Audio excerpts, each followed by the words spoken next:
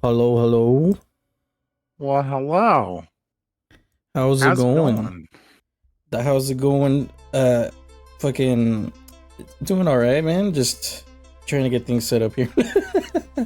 Yeah. Well, here I am running late and everything like that, like a freaking tuna, and I fucked up, and now Streamlabs doesn't want to work for me. So here we are. Damn. Well, hopefully you get that sorted soon, because that definitely sucks to have happen. Yep, it does, but it is what it is. Yeah. Well, I hope everyone in chat is ready for our topic today, though, because it's gonna be a wild one. Yeah. It's a very controversial topic for people who love monster taming series. But we're not gonna try to make it like we're gonna go after each other for it or anything. We're just gonna have a fun discussion and whatnot, and our takes on the series, I guess. So we're gonna be talking Pokemon versus Digimon, and we got two special guests with us. We have MajoralyBrii and JRLink13, two of our USG homies we've known for quite a while, and they are both equally as fans of Pokemon and Digimon respectively in their own rights. So I felt this was a pretty good thing to have them for. So why don't you guys introduce yourselves?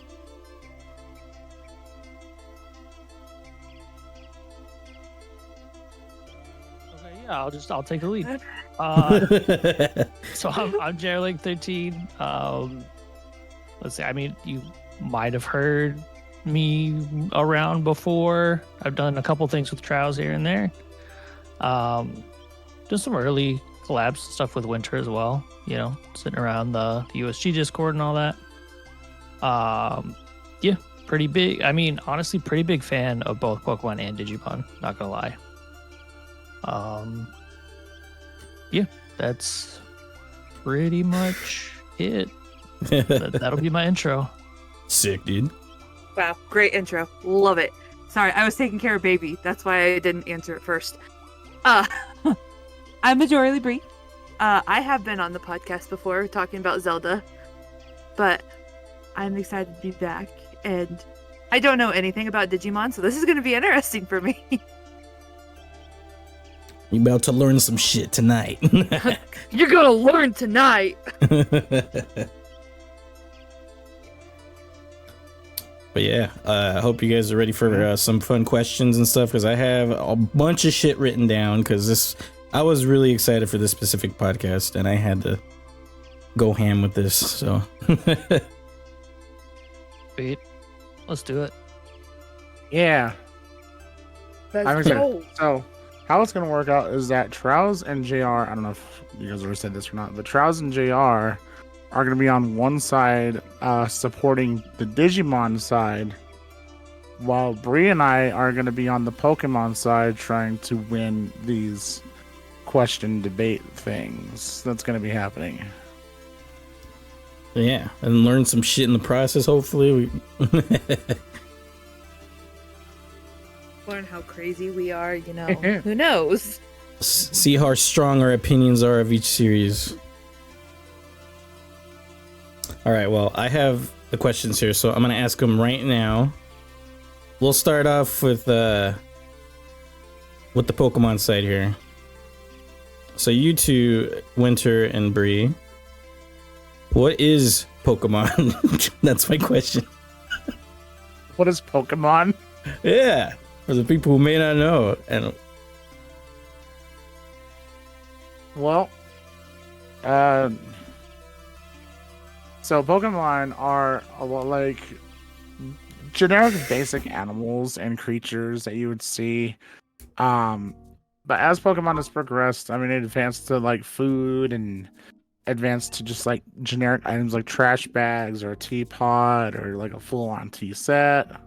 But they're living creatures that like you can capture and either have as pets to like help you around the house, or just have like as an emotional support animal, or you can just go on an adventure at 10 years old and battle with these creatures, battle them to like till they're almost dead, and then take them to a Pokemon Center, heal them up, and do it again. Yeah. I think that's pretty. And the only thing they can say is their own name. Yeah, pretty much. Like Winter covered pretty much everything that I would have said.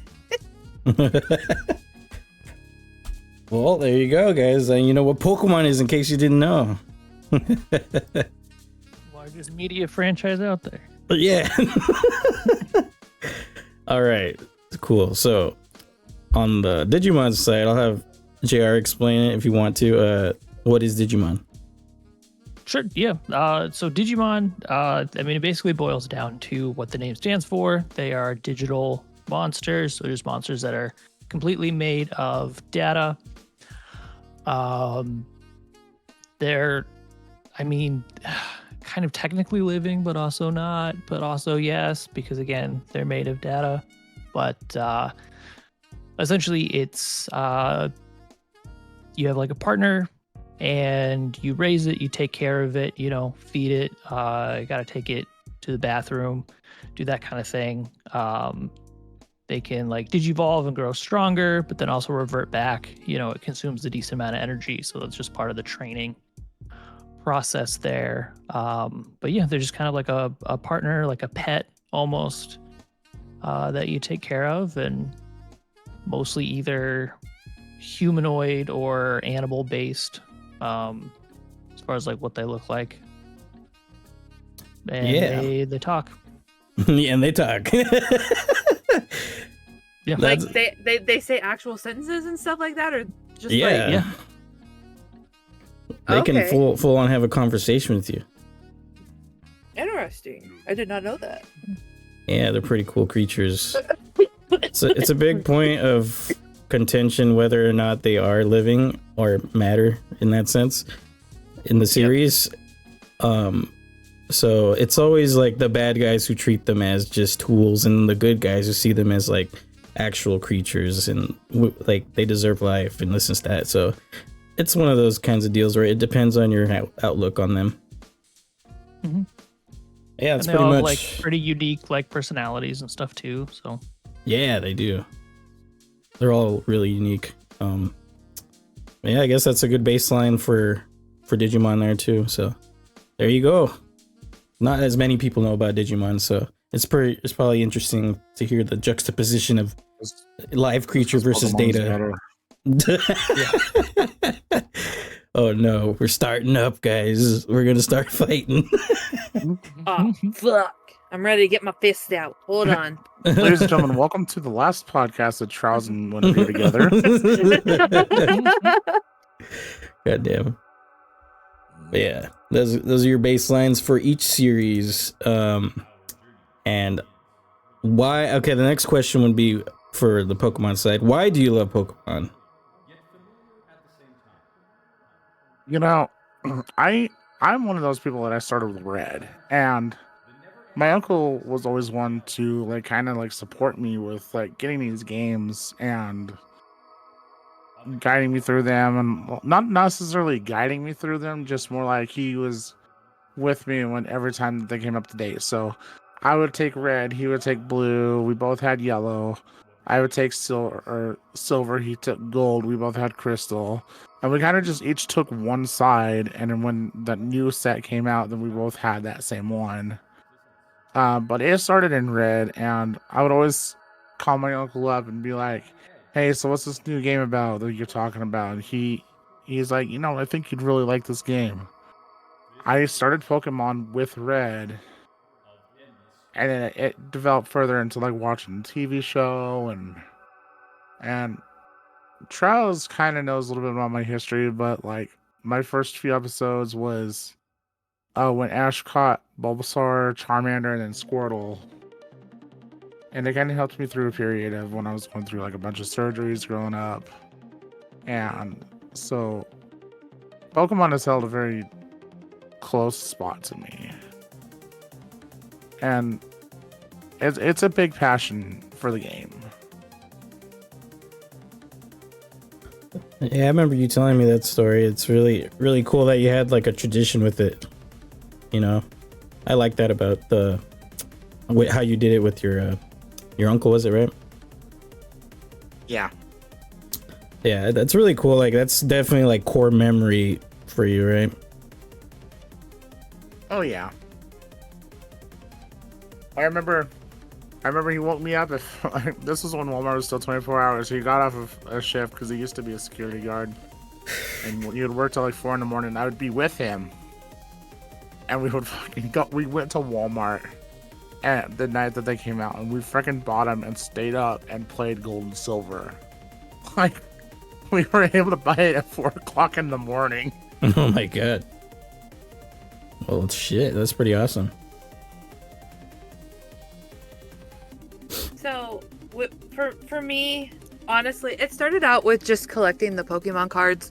It was something I did with my older brother. It was the only thing him and I got along with for the longest time was collecting Pokemon cards.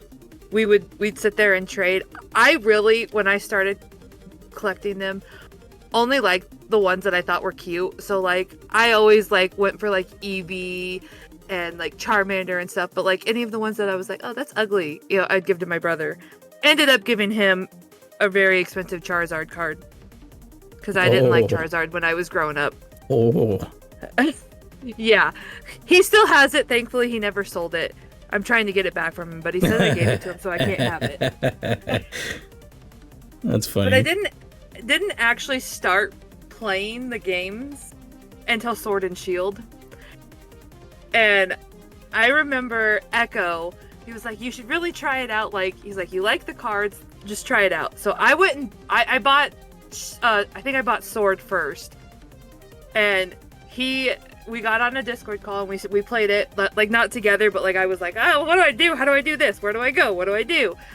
And it was like a really cool, like, friendship formed over it. Like, I mean, we've been friends for a long time, but like to have something that he liked that we could do together was really fun. And then we ultimately ended up doing a Nuzlocke where our teams had to like if I caught a female something, he had to catch a male something, and they would be like what we could use for our teams. Yeah, Soul Link. I couldn't remember what it was called.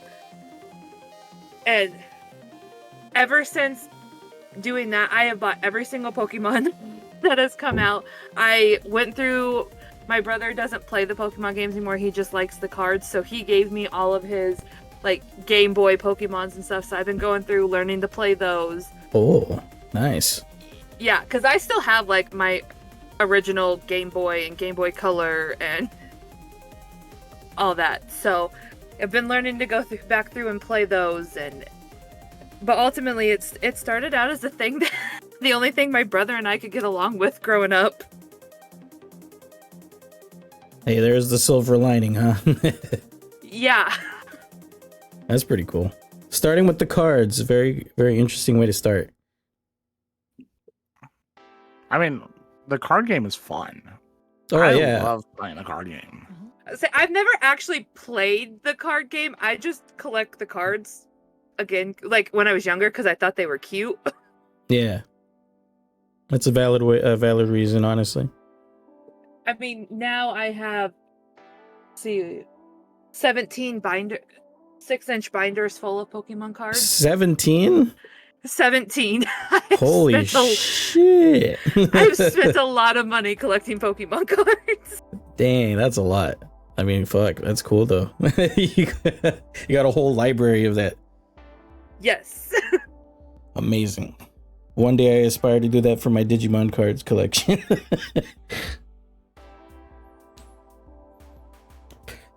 But hell yeah. All right. Cool stories. So now you. Now me. What got you into Digimon? Well, I think I was about 1999. I was 5 years old. And fart. Oh fuck, I'm dying here after you said that. Please don't die. I didn't mean it like that.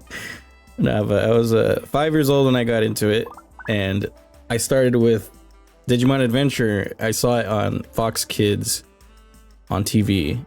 And I remember it clearly being so enraptured by the Digimon, Digital Monster, Digimon. The song was so cool. The song was sick. I loved it. And I was like immediately hooked on that shit. And yeah, I also had some of those VHSs of the show, also the movie. I played a little bit of Digimon World as a kid. I rented it like once or twice and I didn't get very far, but I remember liking being able to just run around with the Digimon. So those were my earliest memories. And then once it got to like 2002, 2003 is when I kind of fell off. I came back like 2018 when like a little bit later in life. But yeah, I started way back then when it came out. Yeah, it also inspired the name of my brother. One of my brothers is named after Ty. I love it. Yeah, love that series so much. I still rewatch it all the fucking time. But yeah. What about you, JR? What got you into Digimon? Yeah, so I remember when it first came out, because I would just watch the, Saturday and Sunday morning cartoons and stuff like that. So it was just one of the shows that was on. There was a decent amount of like merchandise and stuff for it too. So I remember, I had like a Digimon watch and a couple different like stuffed animals and things like that. But yeah, I mean, like most shows on TV, I was just kind of like into it. But Digimon did have some games associated with it. Like I do remember renting Digimon World,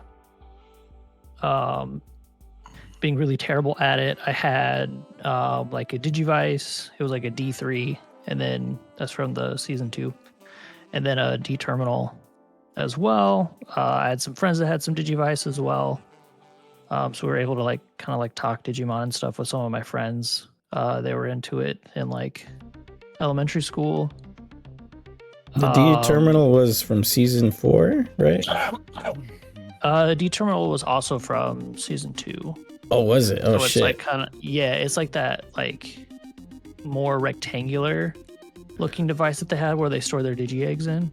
Oh, yeah, I gotcha. I didn't know that was a different name.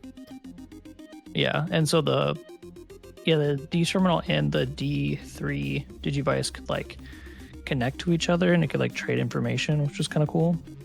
Ooh, nice. Yeah, and then like Digimon World 3, I think like really kind of solidified a lot of my love for the series early on. Just because like I was already really into RPGs. My dad was really into them too. Like he played the absolute shit out of Digimon World 3. he watched me play that a while back, and he came in saying he has almost every Digimon now. I'm like, it took you this long? Sheesh, you've been playing forever. Yeah.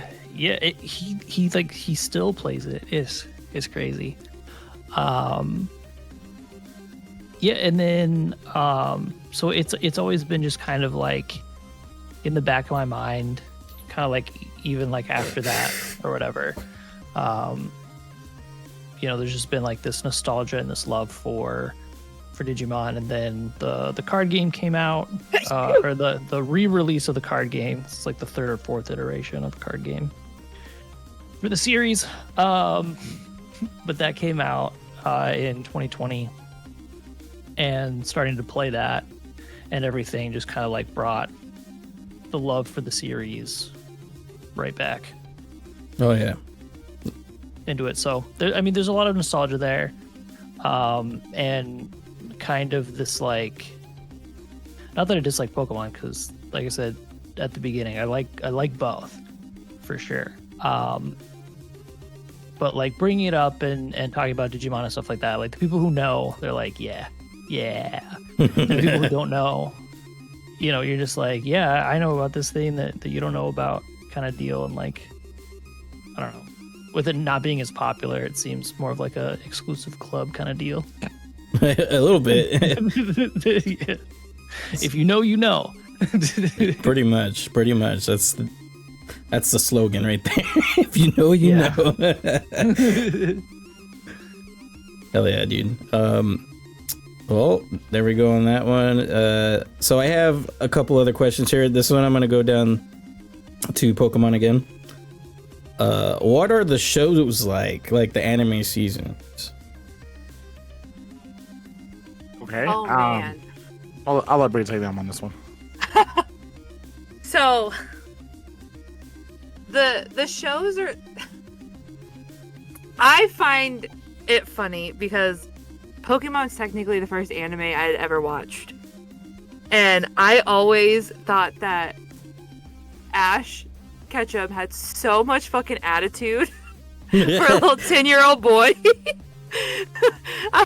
like I said, it was the first anime I ever watched. The whole like background going like red when they get all mad and stuff was hilarious to me.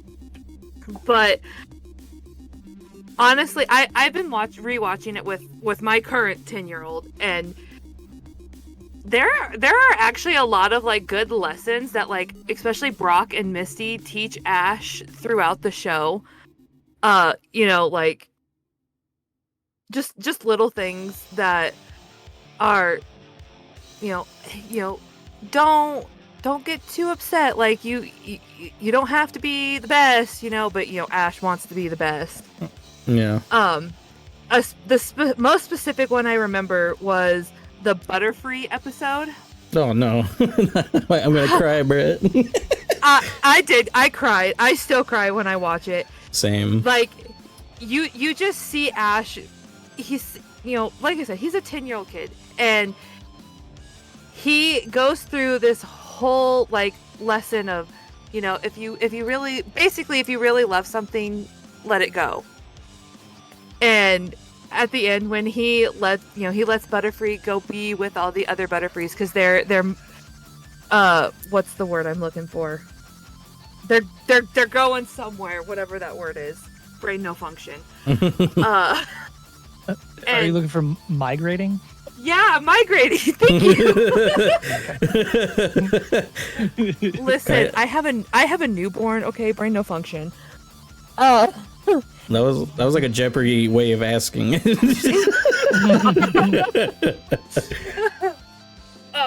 But just the little like the lessons that you kind of learned through it. Like I don't think they were like intentional, really, but they have like really good lessons, and like the way that the characters bond with their Pokemon is like it's so cute, like kind of like a actual person with their pet. Like they really care for their Pokemon, and like you see like if their Pokemon gets hurt, they freak out, or like or the episode with Charmander, that one made me cry too when what was his name, Gary leaves him out in the rain and he's just sitting there waiting for him.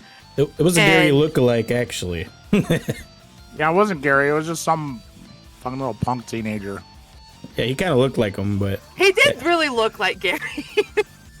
I just know I don't like Gary because He's that's my a real little- last name. But anyway. But that episode, like that, some of the episodes are like heart-wrenching, and I think they hold, like, even though they're heart-wrenching, they hold a special place in your heart to like just, I don't know. I really enjoy them. And like my daughter's really enjoying watching them with me. She's asking all these questions like, you know, why is this happening? You know, why is Ash like this? Why are they going to this place? Because, you know, there's episodes where they have to go to a certain place before they can get to the city so he can get his badge and stuff like that. And I just think a lot of the episodes have a really good meaning behind them. it sounds like early Pokemon has a special place in your heart, right? Absolutely. The first like season and second season was our peak, honestly. Yeah. So much charm in there. And I'm one of those people, like, especially in just the fucking video games. I know it's just a video game, but I get so invested into it.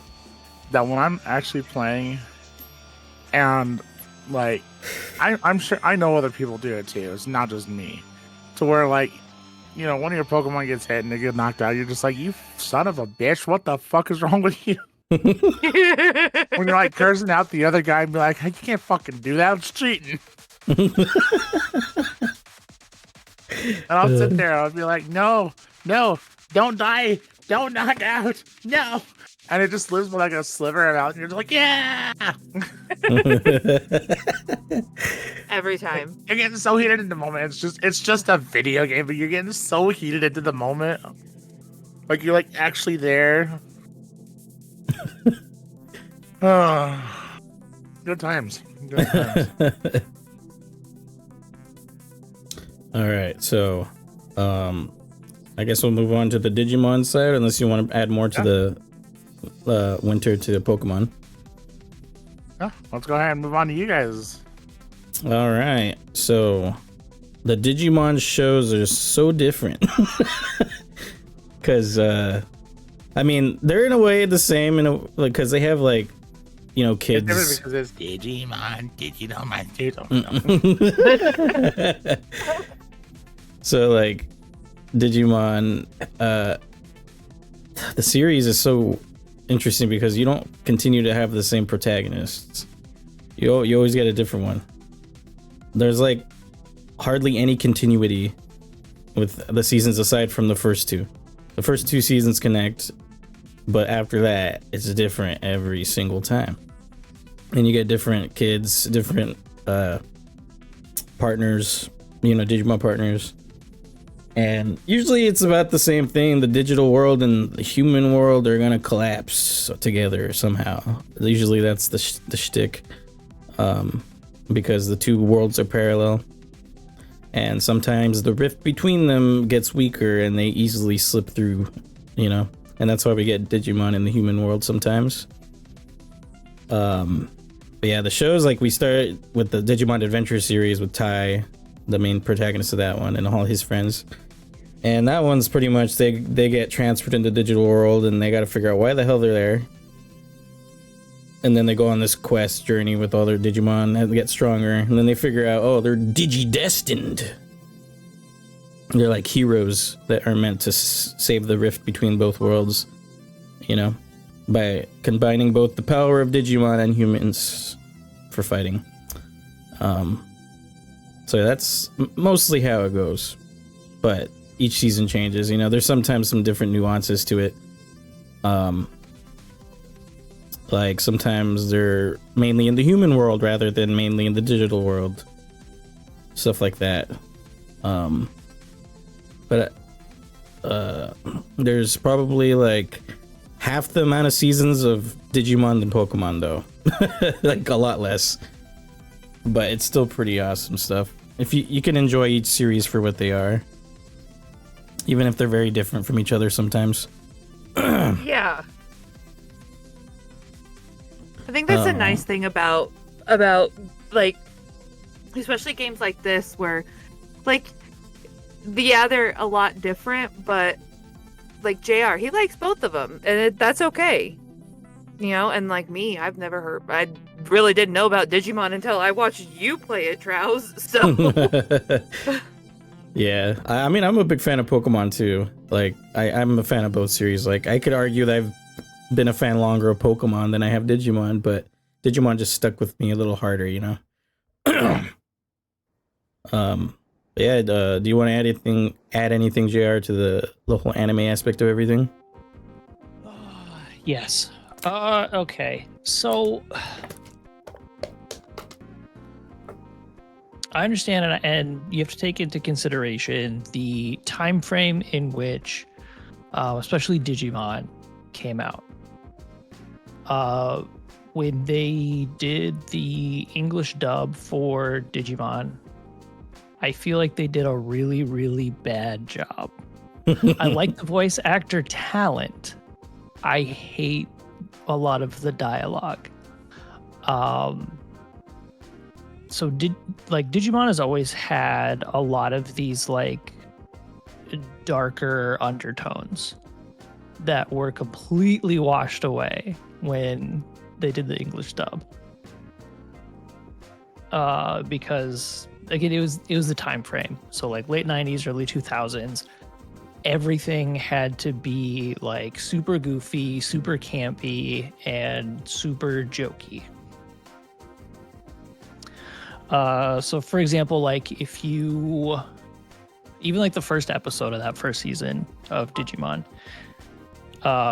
in like the Japanese version, Tai's talking about growing up in Japan and how there were like some natural disasters. You know, there were some earthquakes that were happening. There was like flooding, stuff like that.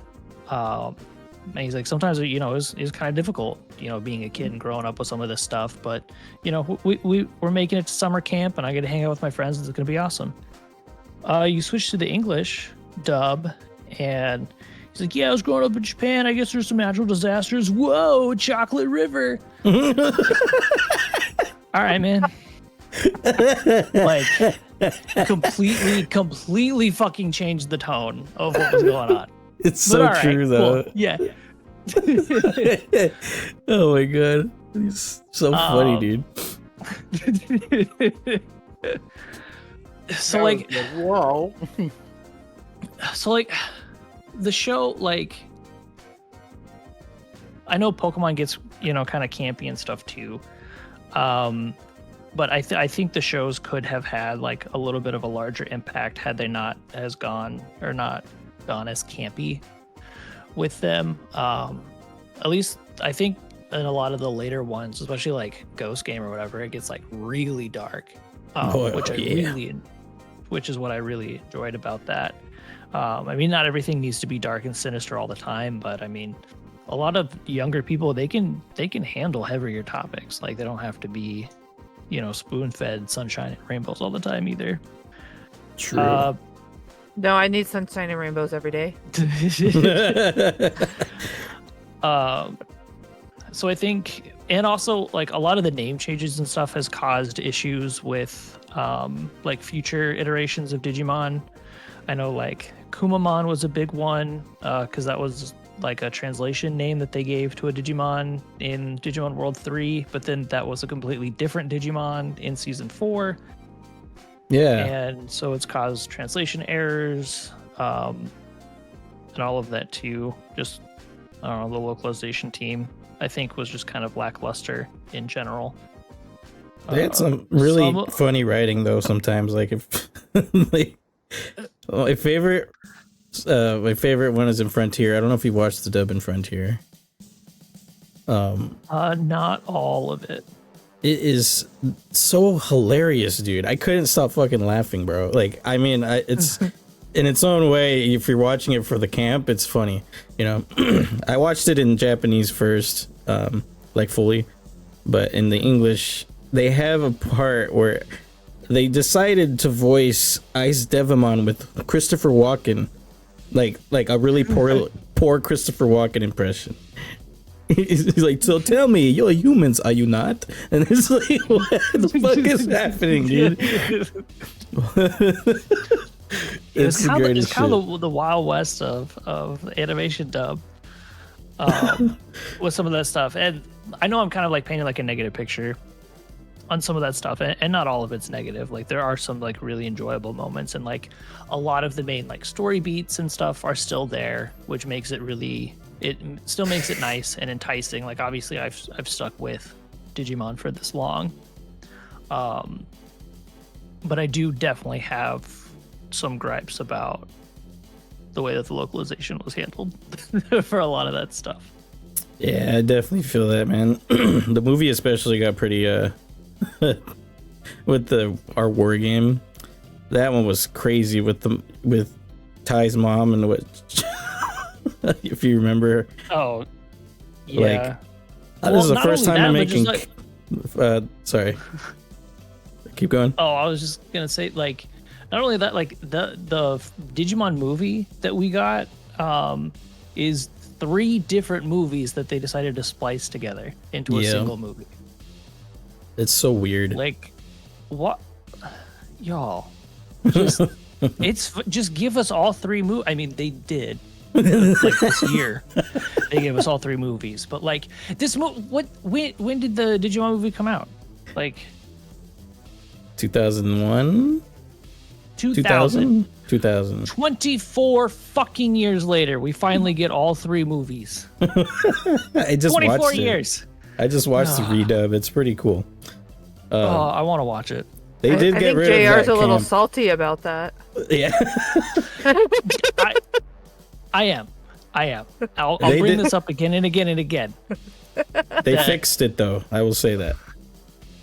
Up until the last couple years, this franchise has been shafted over here in the States over and over and over again. Yeah. You gotta let some of that anger out here right now. Let Bandai know. Tell them how you really feel. It just We're barely getting Like- crumbs here and there. It feels like. I know. Things are definitely getting better. And I think like they're realizing that it's like, oh, we can actually keep things pretty similar when we take it over here to the US. And it's like, yeah, you could have the whole time, actually. But The FCC made them we'll think start now. otherwise. yeah, I guess. I don't know. All right. Well, I guess next topic here would be. I'm gonna switch to Pokemon again. What are the games like? I know we touched upon the games a little bit, but what are the games like to you guys? So, when my uncle was first introducing me to Pokemon, we didn't have good internet, so it was always like I'm having to call him up, I'm having to talk to him, see how he's doing, all that kind of stuff. And he would tell me, he's like, "Yeah, I'm going down this route down to Pewter City, and I fought this guy named Brock, and he was like a total dickhead with his fucking Geodude." My Charmander I was having struggles with. And in my head, I wasn't imagining a top-down game. I was imagining it was just a side-scroller, right? Yeah. And I'm like, okay, this sounds like a lot of fun. I think I'm going to have a blast with this. And he was telling me about all these cool Pokemon that he's finding, and he's throwing Pokeballs and catching them. And I'm like, and he got me hyped for this game. You just blew my mind right now when you said 2D fucking platformer kind of vibe. I was like, wait. Side-scroller? Yeah, side scroller deal. Like I just imagined Pokemon going into 2D like that way, and I'm like, what the fuck? What the fuck? My head just blew And up. this was my image for like 2 weeks, because it was like 2 weeks of waiting to get my copy of Pokemon. Yeah. And we didn't have like, we had magazines, but like we weren't really ever up to date on magazines, so I have no visual idea of what this Pokemon game looks like. So when you have some other guy who's 100+ miles away telling you what these things look like, you're just like trying to imagine in your head, like, okay, this sounds pretty fucking cool. I bet that was a magical time, dude. Like just having to use your child imagination to do that. Yeah. Fuck. Yeah. And when you've already played games like Mario and Zelda and Smash Brothers, you're just like trying to imagine, well, not Smash Brothers, but Mario and Zelda and all that kind of stuff. And you're just like, okay, well, Nintendo has created some really interesting creatures. So what are they coming up with? So, but like when it came down to like the top downs, yeah, I loved it. I fell in love with the game. So like the main Pokemon series, yeah, it being a top down, until they started advancing it to where it was like more like how Sword and Shield is now. I'm okay with how they transitioned. But like other like off-brand games like Pokemon Coliseum, Pokemon Snap, you just can't really go wrong with a Pokemon game. Yeah, they got that formula down, dude. For that addicting formula. Yeah. Unless Bree has something else to add onto it. I don't think that they've ever really, like, even the fucking Pokemon Puzzle League, where it was like the little baby Pokemon going at each other. You know how many hours I put into that game? A lot. Yeah, no, like I said, I didn't really start playing the games until Sword and Shield. So I got the, I guess not fancy because, Pokemon does not have the best graphics.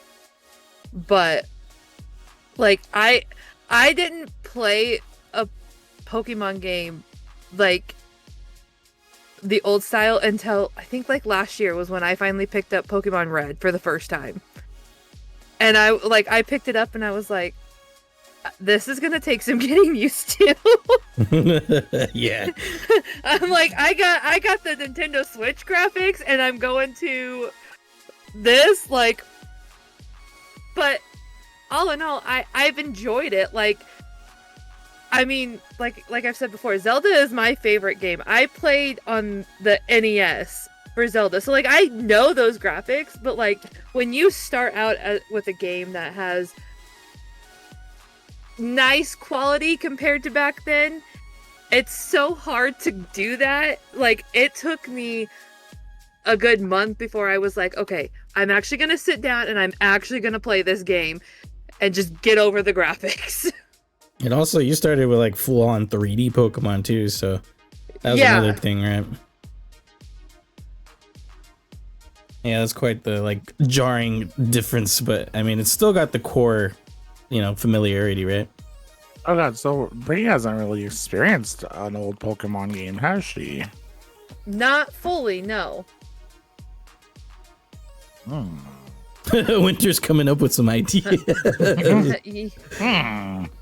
Yeah, I say now I'm a little nervous. I feel like I should be scared. No. Since when have I ever come up with a bad idea? Well, do you want me to be honest? Okay, we're listening. Okay, now you put me on the spot. I don't know. Even JR knows that my ideas are not bad. No.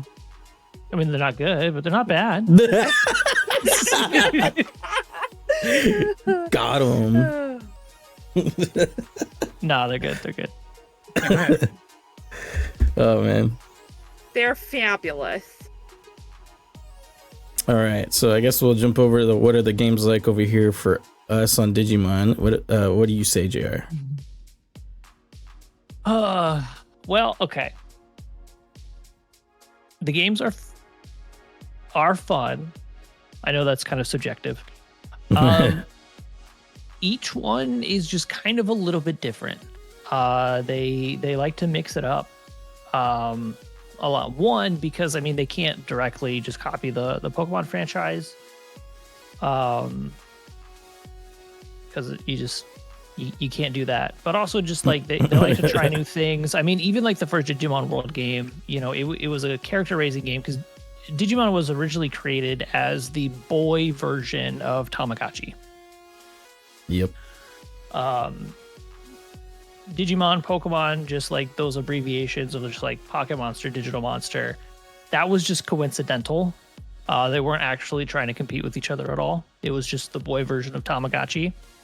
And so Digimon World 1, that's like a 3D for the PS1, like a 3D version of what the little Digivice things were for that. And then they kind of like tried out different things. Like Digimon World 2 is more of like a dungeon crawler with turn-based combat, like a team of Digimon kind of deal, and you got to like manage your resources there. Digimon World 3 is more of a standard JRPG with way too much backtracking and almost zero fast travel. And way too many wild encounters. But again, like a team of 3 Digimon, more Pokemon-esque style, but you don't like capture. You instead like you raise your Digimon, and through like leveling up or meeting certain stat requirements that unlocks other Digimon that you can Digivolve into or whatever. Digimon World 4 is more of like it's like a top-down, up to 4 player, almost like Diablo style. Like a beat 'em up Combat. Kind of. You can like change out your weapons and stuff like that, and you get kind of like different abilities and all that. Yeah, Digimon wield guns and swords, guys. Yeah, like I mean, there's countless other games as well, but like each one's just like a little bit different. I mean, even the most recent Digimon Survive, it's more of like a visual novel with some tactical turn-based combat sprinkled in, and it's also like a horror style game. Yeah. It is wild the different things that they have done with the franchise and the game. So each of them's a little unique, a little bit different. You know, ups and downs to all the different games and stuff like that too. So hopefully you can, you know, if you're looking to find a Digimon game, there's probably one out there that's for you, since they're all vastly different. Pretty much. I agree with that. Yeah, like I usually tell people there are two main styles you can like, because there's some like here and there that are offshoots of like the norm, but there's two main styles. That is raising Digimon and then turn-based fighting Digimon. Both are like the more primary ones you can get into because there's more games of those style. The ones I would say are Digimon Raising would be Digimon World 1, Digimon Redigitize, and Digimon World Next Order. Those are like the three big ones that are like that. And you have some other ones kind of like Digimon World Championship, I think has something like that. Yeah. And then you have the turn-based JRPG ones where you just fight turn to turn, like Digimon World 3 is heavily like that. Digimon World 2 is kind of like that too in some ways. Cyber Sleuth and Hacker's Memory are very much like that. I guess you could even argue Survive is sort of like that, but more tactical, like grid-based fighting, right? Yeah. And we have rumblings of a new game that is supposed to be, you know, coming out. We don't know exactly when they're gonna add more information, but yeah, the next story game is we do know one detail that it's gonna, or a couple details. It's gonna take place in the digital world, and it's also gonna have the main Digimon be like story Digimon that you're gonna see in there are the Olympus 12, which are a group of Digimon that are super powerful that aren't the Royal Knights, which is another group of really powerful Digimon. But yeah, anyway, so that's supposed to come out at some point. Hopefully we'll learn more information about that later, but that's likely going to be like a turn-based JRPG one if it's going down the story games.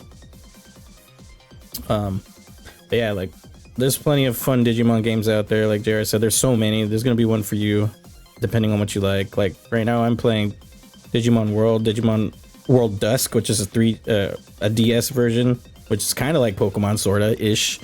That one's probably the closest to Pokemon in terms of like the way it looks, you know. Yeah. World Dawn and Dusk. Yeah, that's pretty much how the games are. That's the only time they really attempted, I think, to be like Pokemon in a way, was get Dawn and Dusk, because they were literally two different versions of the same game. But then again, I'd argue even if you're a Pokemon fan, I wouldn't start with that one. Do not. It's a little too. It's like for a seasoned player, I'd say, that knows a little bit more about Digimon. I'd recommend starting with like Cyber Sleuth if you like turn-based, and if you like raising Digimon, I'd say Next Order. Those are accessible and the newest ones, so they have a little more quality of life things for newer players. Yeah, it's pretty much the gist of it. All right, next thing I have written down, differences between the Pokemon designs and the Digimon designs. So Pokemon say I want to start with their explanation.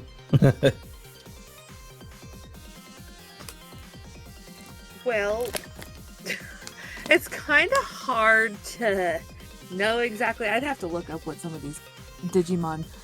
I just know I like Pokemon because I think they're cute, and they look like animals I could actually own. Like I would die to own an Espeon. Oh my god, I love Espeon. Hold on, I'm gonna look up some Digimon. I don't know. In my opinion, I really don't think there's too god awful much of a difference between Pokemon and Digimon. I think like all the Digimon are maybe like a little more humanoid like, where Pokemon are more based on animals. But I mean, you do have some humanoid Pokemon, not gonna lie. You know, some of the Master Pass kind of scenarios. I'd be a little bit of the Smashed, if you know what I mean. Oh my god, they look like the ones I'm seeing are like dinosaurs. I love that. Yeah, there's some that are dino looking. Don't get me wrong. Like this little orange guy, he's so cute. Agumon? That's probably Agumon, yeah. Tasso in chat says, I'd say owning a Pokemon is more so like owning a pet, while having a Digimon would be like having little siblings since they can play games with you and talk to you. Oh, I mean that's a good point. Since you said that they can talk, your Pokemon can't talk, so they're. I mean Pikachu, but you know. Yeah. But eventually you're gonna understand.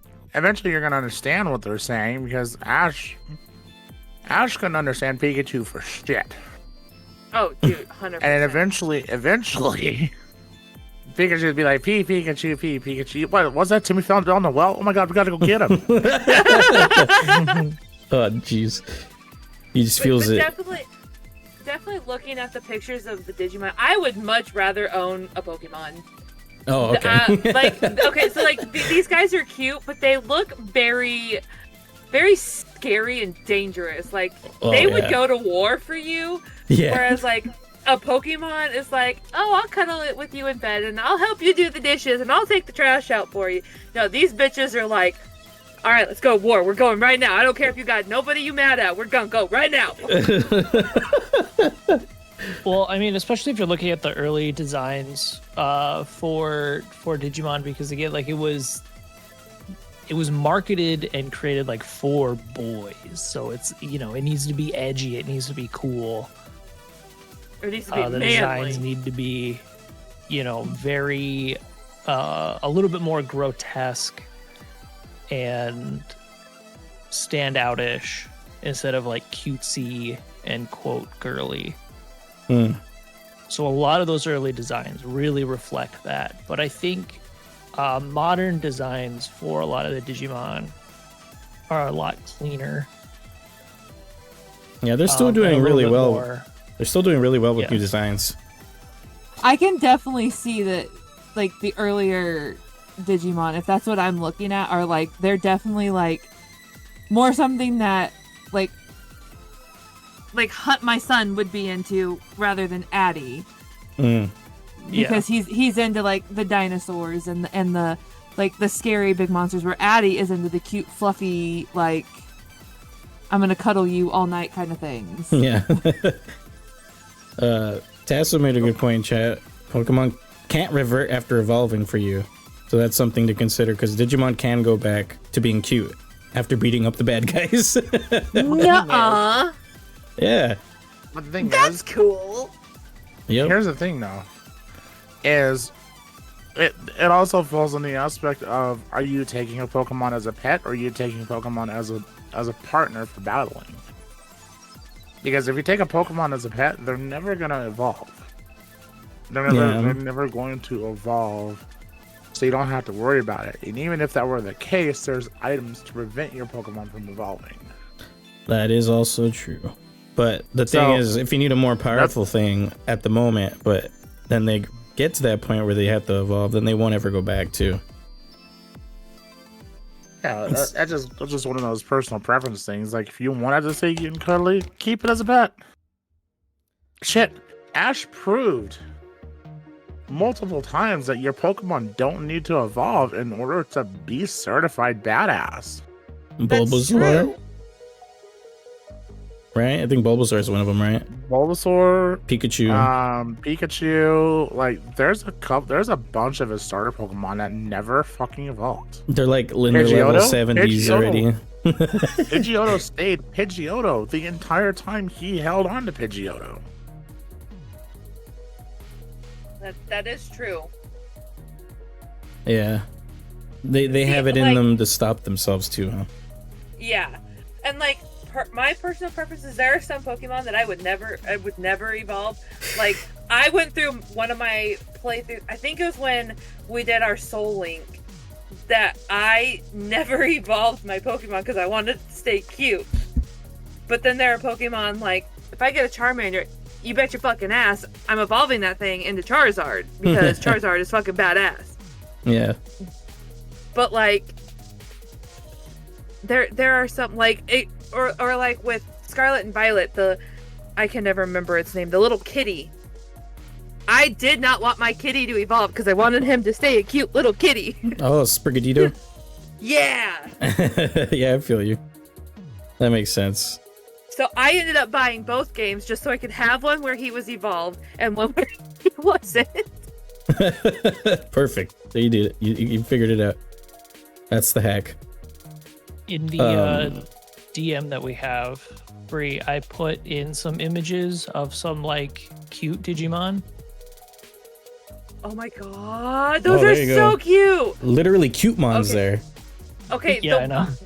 The little kitty one with the claws, I want him as a pet. Gatomon. He looks like Espeon in a way. Except Espeon doesn't have the giant fucking claws. Oh yeah, there's something cool about Digimon as well that like affects them. Like if they're raised closely with a human, their like forms as they get digivolve tend to get more human-like. You know, and if the Digimon is not raised by humans, usually they go more of a beastly look to their like final evolutions and whatnot because they're more feral in a way. I always thought that was neat because it was like the humans and Digimon fighting closely together, so they take on traits, you know, of humanity, and that's what's really neat to me. Not gonna lie, that does sound pretty neat. What is that? That's Angelomon. Yeah, that's That is a very I don't know what word I'm looking for. Use your words, Bree. Sexified, I guess. That looks like, you know how Pokemon has their, I think it's Lopunny is how you say it, the bunny where everybody's like, oh my gosh, he's like so sexy, like, you know, that's what that reminds me of. Digimon has plenty of that with so many different Digimon. It's funny, they're like full on just, you know, women, and they're called Digimon. That one has big old badonk dong. That's Lilithmon. Yeah, Lilithmon is my personal waifu. I see it. I see why. Sorry, I'm really into the darker. Although I mean, I could so- not do her toenails. Oh my god. Well, Lilithmon is based off of she's like one of like the deadly sins or whatever, so it's based off of like lust. Yeah. That makes sense. Okay, I see it. Yeah, there's 7 demon lords and she represents lust. That's kind of And cool, then there's- though. And then there's Renamon, which is Digimon's Lopunny. Yeah. Oh, yep. I sees it. Yep. Mm-hmm. Yep. Excuse me. The most fan art ever drawn of any Digimon is definitely Renamon. Okay, so does Digimon? Okay, I don't want this to sound offensive at all, but in Scarlet and Violet, the little duck when he evolves, he very much portrays like being gay. You know, he's got like the feathers and like he does like the little, you know, thing. Does Digimon have a Pokemon that like portrays something like that? Like, I love that fucking duck. That duck is my favorite. I'd say Lord Nightmon's a good contender. Lord Nightmon is a very they're depicted as female in the dub, but they're depicted as male in the Japanese sub. But Lord Nightmon is a good one that is flamboyant. And also Digimon also don't have genders. They're kind of whatever they want to be, you know. They're gender neutral. You can assign a gender to them, whatever's most comfortable for you, and they don't mind. Okay. So like, you could have a male Lilithmon. If Hey, you want to. I am living for that. What the What? fuck? Oh no! Betsumon. Who? Getsu? Betsumon. Yeah, Betsumon's disgusting. What in the fuck kind of cursed image am I looking at? The worst This is a legit Digimon. Pokemon. Oh my god. Christ. So I mean, you get some fun Digimon like that, or like this one who's made of poop. Poop. That's a. Fuck, I forgot his name. Sukamon. Yep. Oh my god, he is poop. He's a Yep. golden poop. There's so many So- poop Digis. There's a lot. Yeah, So there's since a decent Digimon amount has some funny ones, my favorite funny Pokemon is definitely oh my gosh, Jinx. I think the one that looks like Nicki Minaj. Yeah. Like I think technically Jinx came before Nicki Minaj. So, well, yes, but that's how I so like. if anything, Nicki Minaj looks like Jinx. Okay, fair. Oh man. Yeah, some of these designs are out there. Like, you had the humans, we had the poop, we got the weird guy in a cat suit with his fucking dingle doinker just chilling. Fucking dingle doinker. Yeah, dude. So yeah, there's plenty of like what I would say the main differences between the Pokemon designs and the Digimon designs is Pokemon is very much more like there's more cuddliness in Pokemon than there is in Digimon. You know? And the Digimon has a lot more edge. But there is also an equal amount of edgy Pokemon and also an equal amount of cutesy Digimon. It's like, but the more prominent features from both would be like Pokemon's more cuddly while Digimon's edgy. Definitely feel like with Pokemon, since they have so many generations, they're starting to like really make weird looking Pokemon. Oh yeah. Like you don't have as many weird looking ones back in like Gen 1 and 2 and 3, but like once you get into like especially Scarlet and Violet, there are some weird looking ones. Yeah, I agree. It's just like, okay, I'll take it, I guess. I guess if I need it to fill my decks. and then you got some more like epic looking Digimon as well. Oh, with those are Omnimon cool. and Imperial Dramon. Oh, dude, these Those are like, look like Transformers. yeah, they're pretty much inspired by like Imperial Gundam, Dramon right? kind of is a transformer. Like Super And Sentai yeah. Gundam and whatnot, right? Yeah. Those are the Royal Knight. Well, I mean, Paildramon isn't quite, but Omnimon's the Royal Knight. They're like just super strong, mega level Digimon that protect the digital world, you know? Yeah. So does Digimon have like the legendaries? Like, are those like the legendaries of Digimon? I guess you could Or- say that. Because I was gonna say, like, Pokemon has their, each gen has their legendaries or whatever that are on the covers and stuff. Yeah. I mean, there's like mythical Digimon. Like, there's ones like the Divine Beasts. Like, here's like a Zulongmon. Yeah. Like it's sick. That He's- looks like chains. That is so cool. He's probably my favorite of the Sovereigns. He's so cool. But yeah, like what was the question again? Sorry, I was looking at the dragon. I lost my train of thought. So I asked if like Digimon has like legendaries, like how Pokemon has like their legendaries. Yeah, it's kind of like, in a way, they do, but like there's like groups of really strong Digimon, like you know how you have the groups of legendaries. That like you have your 3-box legendaries most of the time. In Digimon, you have like whole squads of like 12 to 13 that are just super fucking strong and all part of the same group. You know, there's somewhat smaller numbers too. Like there's the 7 Demon Lords, there's the 13 Royal Knights, there's the Olympus 12, there's the 4 Sovereigns, which is Azulongmon's one of them. You have the 3 the Holy Trinity of Digimon. I forgot what they call them. They're like the 3 Holy Angels.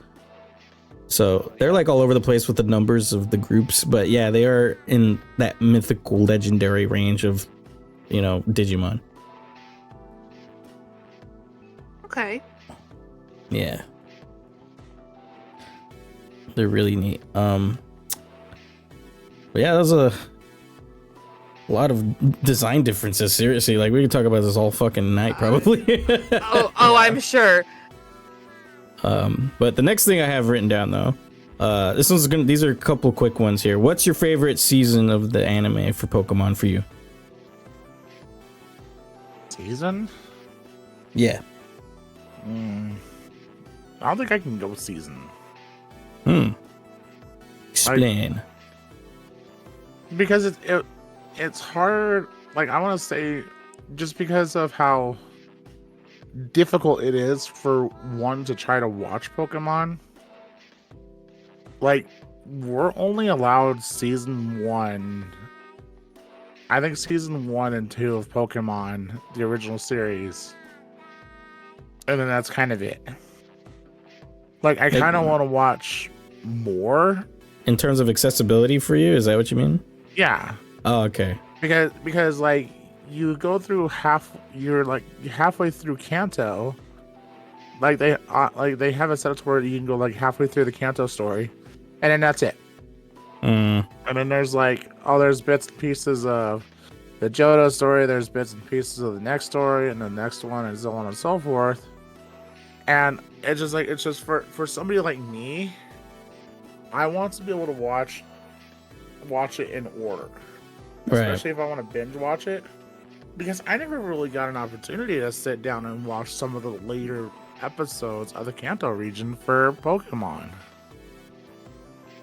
And when we started losing track of the series, we started just losing track of just watching it in general. So I cannot officially answer this question.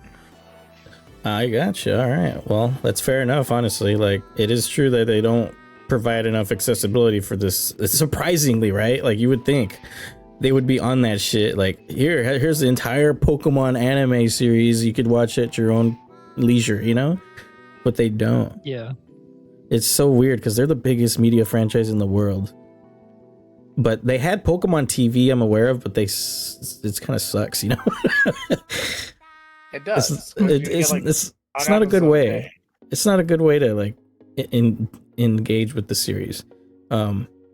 So I definitely feel that like I have my methods to watch the full, you know, anything I wanted, but I can't really share that. But I do have my ways, and I can watch it that way, and which is awesome. I could share it with you later, maybe if you want.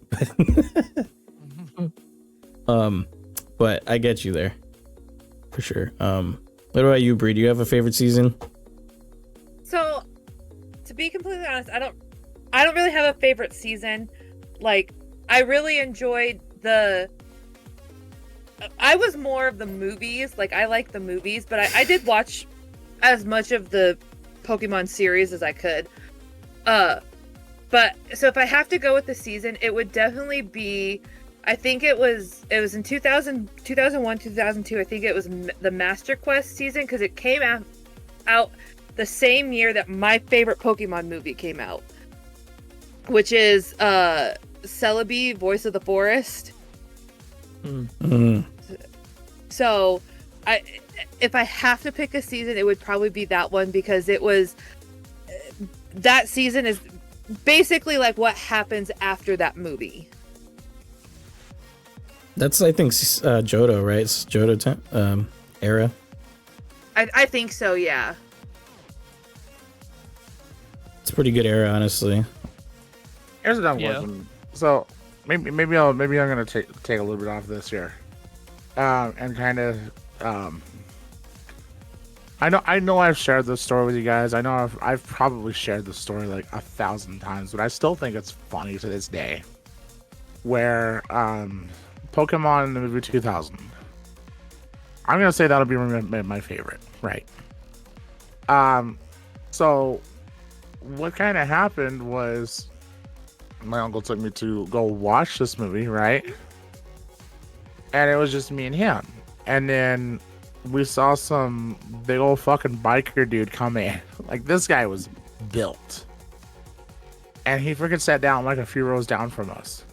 So we were watching just the theater commercials, you know, like when it asks you like a stupid question and does an advertisement, gives you the answer to the question. Those kind of stupid ads. Mm-hmm. And like they kept on and kept on and kept on, and we were looking, and they were supposed to start the movie like 15 minutes ago, but they were still doing these stupid ads. So, and it was just the three of us in the theater still. So the fucking biker dude gets up, and you hear him crack his knuckles as he's walking out of the theater. And not even 5 minutes later, the movie starts, and you see the biker dude just walk right back in and sit down. He wanted his Pokemon now.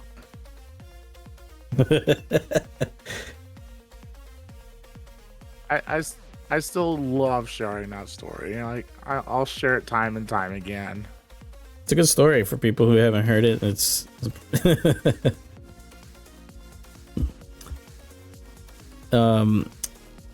I would say, like, I'm gonna answer this one too because I also like Pokemon a lot.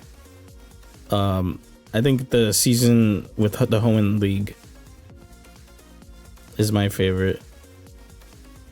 I recently rewatched that one too, and what broke my heart is halfway through. Well, not halfway. It was more than halfway. It was like 3/4 through.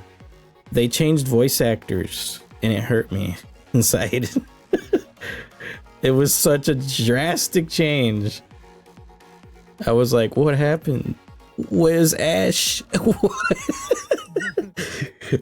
I was just like so thrown away thrown aback by it, and I was like, I can't continue watching this right now. It's gonna hurt me to keep watching it. I'm not saying that they're bad or anything. It's just so jarring after like watching it for 100+ episodes.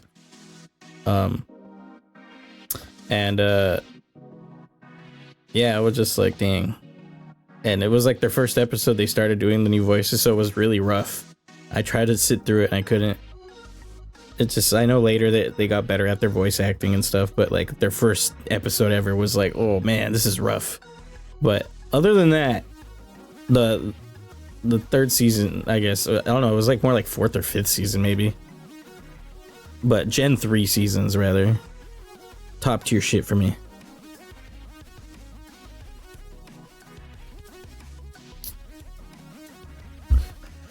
You have one, JR? Do you want to talk about one or? Or Pokemon? Yeah. I don't, it's really tough. Like I have, I guess, like a nostalgia soft spot for like the beginning Pokemon seasons. But I kind of don't care for the show, to be honest. The naysayer has arrived. No shows for anybody. Yeah. JR needs kicked out. Kidding. Yeah, I don't know. It doesn't. I don't know, because like when it comes to Pokemon, I really like the trading card game and I really like the video games. Just, I don't know. I like just had a hard time. Like I wasn't able to really like stay with the show and stuff like that. Like I'd rather just be doing it myself. Yeah. I like playing the game and stuff, yeah. I'll do it myself. Yeah, like, I don't know. Fuck this 10-year-old if he can't even fucking be a world champion. Watch. I'll do it. Yeah. I don't want to fuck a 10-year-old. No. Oh God. I don't want to be the very best that no one ever was. I'm sorry. I'm not in it. I was gonna say, I go into the comment, like, the first season, I definitely 1000% agree, had the best opening. I still fucking sing that all the time. It's pretty damn good. All right, for Digimon shows, this one's hard for me because I've watched them all, and God, I'm in the process of rewatching them again for opinion changes, you know. But I have the nostalgia for Adventure 1, and it cannot be beaten for some reason. The nostalgia is too strong. Like, I love that one to death. But if I couldn't choose that one, the first season, I would choose. At this very moment, I would choose Cross Wars, which is probably season 6, I think, right? Yeah, season 6. That came out in like 2010. What were you saying? Interesting. Have you seen it yet? I watched a couple episodes and then just lost interest. Fair enough. I know it's a huge departure. So is JR just not like a show watcher? Like... Not when it comes to these franchises, no. I gotcha. Not really. Fair enough, though. Yeah, but I mean, Cross Wars is my favorite for that reason. Like, oh, sorry, what were you saying? Oh no, it's okay. I was saying it is definitely like the shows are definitely they're so much different than the games, and so like I feel like when you get connected to the games, you don't want to watch a show because the games you get to basically kind of go off and do your own thing, have your own Pokemon, and then with the show it's like you have to watch certain Pokemon in battle. Like I get it because my brother hates the shows too, but he's the one that got me hooked on Pokemon. So that makes sense to me. Yeah, like I get that too. Like you just want to be able to be in control of what you want to do and how your story goes. Yeah. JR's just a party pooper. I mean, it's fine. He's a Sukamon. Yeah. But yeah, the Cross Wars is really interesting to me. I don't know why I liked it so much. So many people hate on it, and I get why they hate on it. I'm not saying it's like unhateable. I remember actually why I stopped watching it. Why is that? The goddamn transformations. Okay. Yeah. Because Taiki's like, all right, Shoutmon and Ballistamon and Darulumon, fucking Starmon, like, go cross. And then they would be like, okay, cool. Then they would all say their own names and that they were going to cross. And then they did another section where they all said their own names again for some fucking reason, and then cross, and then finally transformed into whatever the fuck did you like fucking cross for. And you're like, you wasted so much fucking time. Well, you didn't have to do this. Oh my god, bro! It's exactly like how like fucking Sailor Moon does her goddamn Toro bullshit. Hey, like, you leave my Sailor Moon alone. They don't have time to come up with a full 20-minute episodes. They need to cut like 5 minutes for all these fucking transformations. It's the same thing with Power Rangers. It's the same thing with Captain Planet. Earth, fire, wind, water, air bullshit. Yeah, I get so fucking bored. Just do the fucking thing. We got shit we gotta do, okay? They don't have time to make a full 20-minute episode. It's like, okay, we got like 10 minutes of storyboard. How can we fill this? Watch them transform 5 times. It's exactly it, bro. Yeah, it's exactly the Power Rangers. Okay, so yeah. Listen, it's so fun laughing. As Power Rangers, you get 3 minutes of story. You fight the bad guys. You watch the Power Rangers transform. You fight the big bad guy. Big bad guy dies. Rita goes, "Let my monster grow." You watch her throw the fucking staff. The staff hits some unknown fucking place in Tahiti or something like that. Lightning cackles, ground shakes, monster grows. They're like, "Oh no, we need the Megazord." They call the Megazord. fucking Megazord takes 10 minutes to transform, punches the monster once, it's dead, and there's 2 more minutes of story and you're done. You just described Cross Wars, bro. Congratulations. Yeah. Nah, but the Megazord shit is definitely a fucking Cross Wars thing that happens because that's what they're doing, basically, right? Yeah. Yeah, they are. And I think what you had an issue with is a dub problem with them just saying shit over and over because I don't remember the sub being that atrocious. I watched it in Japanese. Oh, you did? Okay. I thought you were okay. God, no. I would never. I don't remember like it being that bad, but I remember enjoying it enough and I got like 10 episodes in and I'm like, I can't do it. I can't do this anymore. This is done. I'm done. Man, I don't know. Like, I just really appreciated the switch up they did on the Digimon and how many more options we had to like get cool Digimon out of things. Like, I don't know. I just thought the fuse mechanic was sick. They could have done it better. Like you said, it was fucking too much sometimes. Yeah, I was like, I liked the concept and I liked, I mean, from playing the card game, I liked a lot of the Digimon that were in that series, but like, I'm like, I can't do this. I can't do this. I'm gonna get watch this transformation sequence again. It's next on my watch list because I just recently finished Data Squad or Savers, the Japanese version of Savers, and it reignited my appreciation for it because it was my least favorite season or one of them. Now it's all the way up again, like to like top 4, maybe top 5. So who knows? Maybe my second rewatch of Cross Wars will just make me not like it as much. But for right now, my feelings on it are like it's my second favorite because I love Shoutmon so much. Like, I think one of the big things for me is always how much do I love the protagonist Digimon? Because like Digimon Ghost Game, not a very good story, I'll admit, but I fucking love Gamamon. So in turn, I love Ghost Game.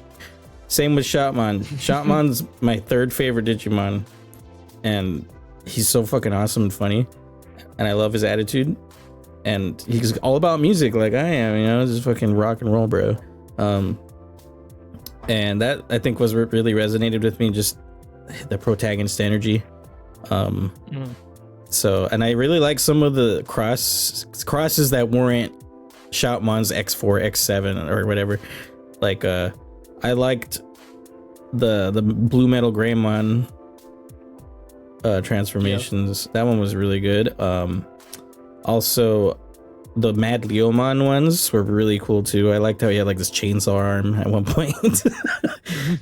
Like, there's some cool crosses if they do it well, you know, but like you said, the transformations were like just long-winded. So I could see why that would deter you because you're just trying to fucking get the story and not see this bullshit over and over. Yeah. So yeah, that's why I love that show, just Shoutmon and the protagonist energy. Just some of the concepts were kind of neat. Also, Lilithmon's is a big villain in there, and that's a plus. But yeah, that's basically the gist of why I like it. All right, that was supposed to be a short category of a thing, but we got into some discussion territory there. Yeah. All right, the next one I have written down is, what is your favorite game from each of the series? So, like, I guess we'll go Pokemon first again. We'll switch up again. Game? You guys want, your favorite game out of all of them? Okay. It gets a lot of hate, but I have very thoroughly loved Scarlet. Like, I know it's the newest one, but like, the story and the character progression and just kind of like the background, like of the Pokemon, it's like the legendary Pokemon itself was super interesting. And again, the character development with a couple of the characters, like I hated one of the characters in the beginning. Like, I wanted nothing to do with his quests when you needed to do them, and finally was like, okay, if I want to beat the game, I gotta fucking do this. And I went and did it, and he slowly progressed, and you see why he is the way he is, And I cried at the end of his quest. Like, I full on tears. Anthony was like, it's a fucking game. Why are you fucking crying? And I'm like, bro, like the progression that he had for me absolutely hating him. Like, I was gonna quit the game just because of him. And I was like, nope, I'm gonna see it through. I'm gonna finish this because I finished Sword and Shield. Like, I completed the full dexes and everything. Like I'm doing this. And I did it, and I was like, holy shit, I love this guy. This poor guy has been through so much. That's cool when that's something that you thought you hated the most about a game becomes one of your favorite things ever about it. Yeah, I absolutely love, like, I haven't fully started Violet. I bought it, but I haven't fully started it. I've just kind of been fucking around with it. So I can't wait to go through it again. And that sounds so funny to cry again, but like it was such a like moment that I didn't think a game could have. Like, I've had those feelings like with Zelda and stuff, but like this one, it just felt a little bit different because it was like you go from absolutely like, I'm gonna murder this person and put him in the ground and never have to deal with him again, to I want this guy to be my best friend. That's a good choice, honestly. It has a really good story. I'll agree with you on that. I love the story of Scarlet and Violet. What about you, Winter? Man, it's tough. Like, I don't think I can pick a favorite for Pokemon just because a lot of them hold something different that I absolutely love about them. Silver has my favorite Pokemon of all time, which is Totodile, of course. Totodile is my absolute 100% favorite Pokemon. Fucking love that old guy too. But like, Sword and Shield had my favorite legendary, which is Zacian. But also, Sword and Shield also gave us a rival who understood that maybe Pokemon battling just isn't for him. And he decides to try something else in his life. You don't see that in any other Pokemon game. Like, he battles and then you defeat him and he's like, oh, well, I need to adjust my team to try to beat him next time. So he tries to adjusting his team, but it's like, uh-oh, your team's already adjusted already to do something different. And so it makes you feel like that you're the Gary of the group instead. Yeah. But then it was like one of the DS ones. I think it was like X and Y, where they introduced Team Bone. I think it was. Yeah. Or Team Skull. Yeah, Skull, I think. And I couldn't finish the game. I couldn't. But it was one of those things that got me set off. Was you go up against one of the Team Skull and he's like, well, you're trying to be hard out here, dog? Well, you can't, because we're hard as bone out here, dog. I'm like, hard as bone? Excuse me? You're fucking saying that you're hard as bone out here? I go to a private room. Oh, good. I also will say, it's probably cliche again, but I loved the Pokemon Snap. Like, I know it's not like the combat Pokemon, but oh my god, Pokemon Snap was beautiful. Like, just, I know all you do is fucking take pictures of Pokemon, but it was so cool to see like how they like put Pokemon in certain like areas. Like, my favorite, because I love snow, was definitely like the snowy area, and to see like the icy sand slash and stuff was, I loved it. It was so fun to go through and take pictures. Like, I even had one of the pictures I took, I screenshotted it and then I saved it to my phone, and it was my phone background for a while just because it was so pretty. Yeah, that game was really pretty. I could just imagine David Attenborough narrating it as you go through the game. See here, as Elder Bertic teaches its cub how to hunt for food. Like, see, I would love Morgan Freeman to narrate it, but I love Morgan Freeman. I'm Morgan Freeman, and this is Pokemon Snap. But like it was so beautiful to just like I think I finished that game in like 2 days. Like I did every single quest that you could, and I have every area maxed out in levels just because I couldn't get enough of it. Yeah, I actually need to beat that game fully. I got a lot of stuff, but yeah, it's a really good replay value. It is. I think I'd say my favorite. It depends because like there's like 2 or 3 different ones I swap between all the time that I really like, which is Pokemon Emerald, Pokemon Omega Ruby, which is like essentially the remake, you know, and then the Pokemon Stadium games. I can't get enough of those, even though they're fucking ridiculously hard and stacked against you. I just love.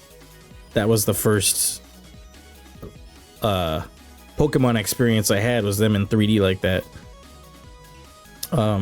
But I do have that soft spot for Emerald because I had so much time with it.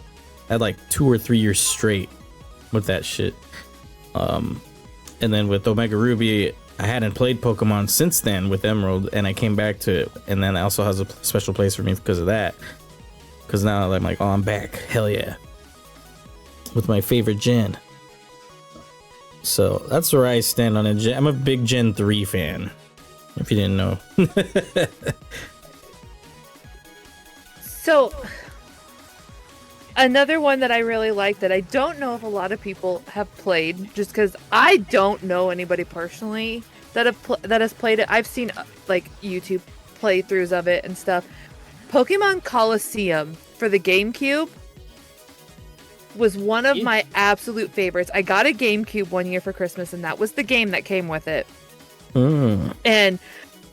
But my real dad, he's the one that got it for me, had forgotten to get a memory card. So I could not shut off the GameCube, or I risked losing everything. I beat Pokemon Coliseum. I stayed up for 2 days playing that game until it was completely beat. Because I would not turn off the GameCube because I did not want to lose any progress. And so that has like, because I played through it for so long, like I was young, and like I said, I consider Sword and Shield my first like games that I really played, because I actually thoroughly enjoyed the game. Like with Pokemon Coliseum, I was like, I have to beat it because I can't turn this GameCube off. So I never really fully enjoyed my playthrough. So I recently was surprised with a GameCube from Anthony. Yo, hell yeah. With Pokemon Coliseum and a memory card. So I'm actually going to sit down and try to enjoy the game for once. That's fucking badass. You're going to love that shit. Hell yeah. Yeah, he found it on Facebook Marketplace for $60. It came with 2 controllers, like 6 games, and the GameCube and the memory card. That's a fucking find. Nice. I know, and it works. I made sure it works. I was like, you better not have spent $60 on something that doesn't fucking work. Man, that's crazy. Like, usually if you were to get that off of like the internet, off of people randomly here and there, that'd be like easily like $400-$500 or more. Yeah. That's crazy. Well, good on you for him finding that deal, because shit. I wish there was some way that I could stream it though. I mean, there is capture card stuff you can get, but you'd have to look into it a little bit, because yeah, GameCube's it's analog. Yeah.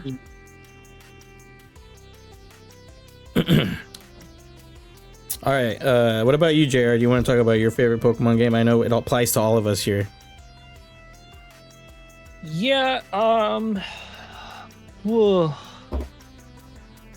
My favorite Pokemon game.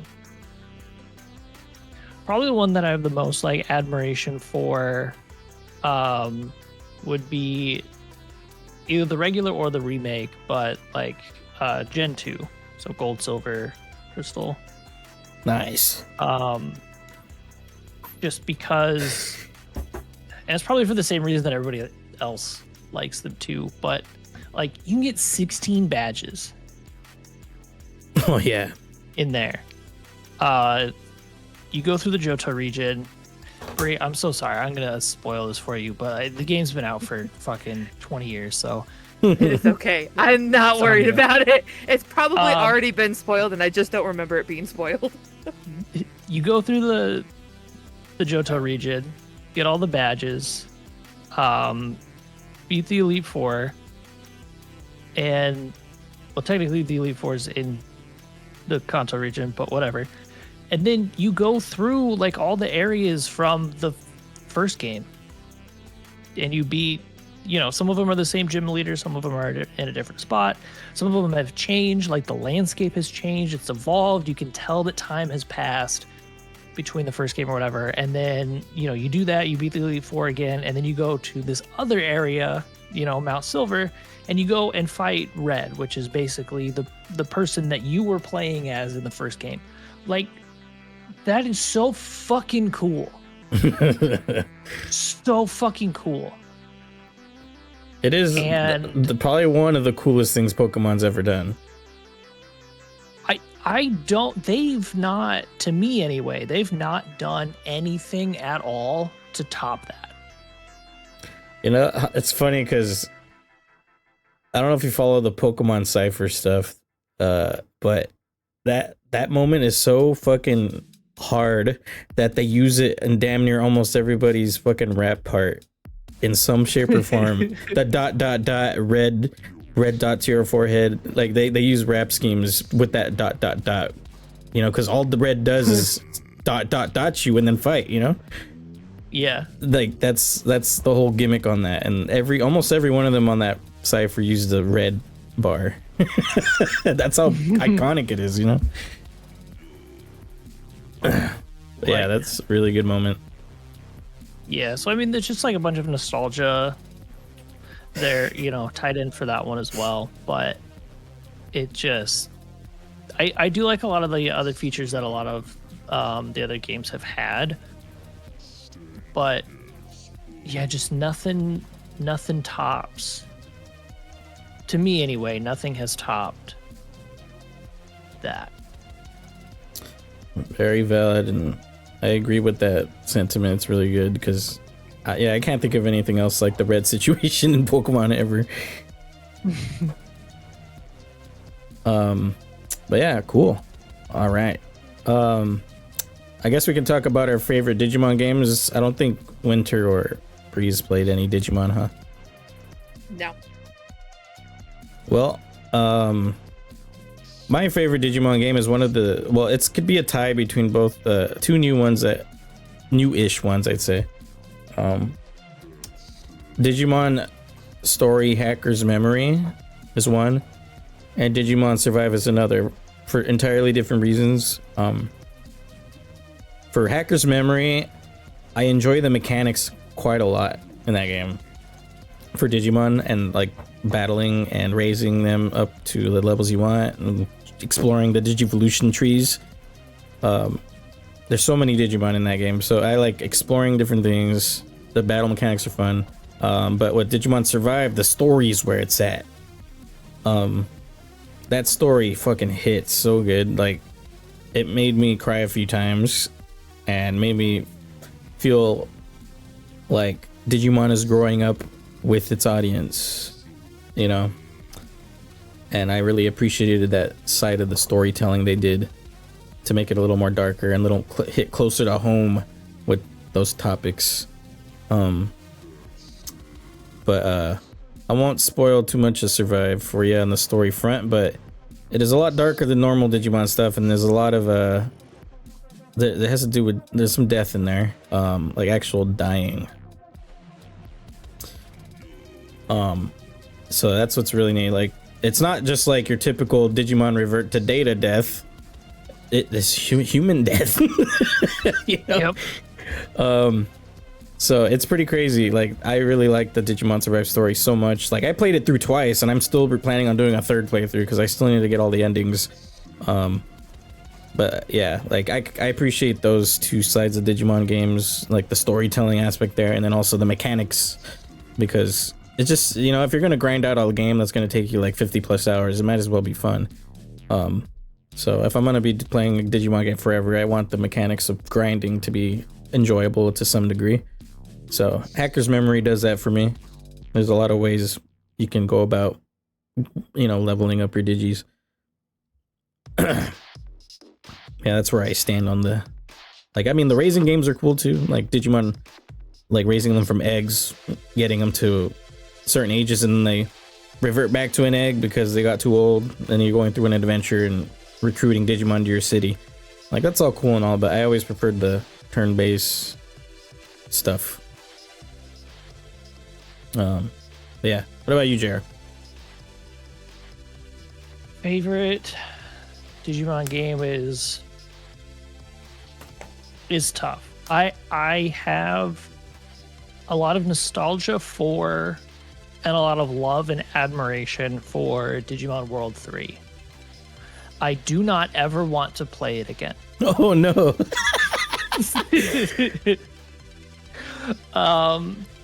So I mean, like, so the last time that I played through it, I wanted to save on time.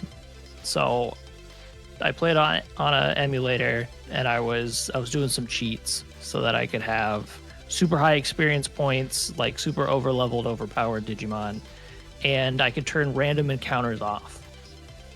And it was still a slog to get through the game because of the amount of backtracking that you have to do in the game, and zero fast travel.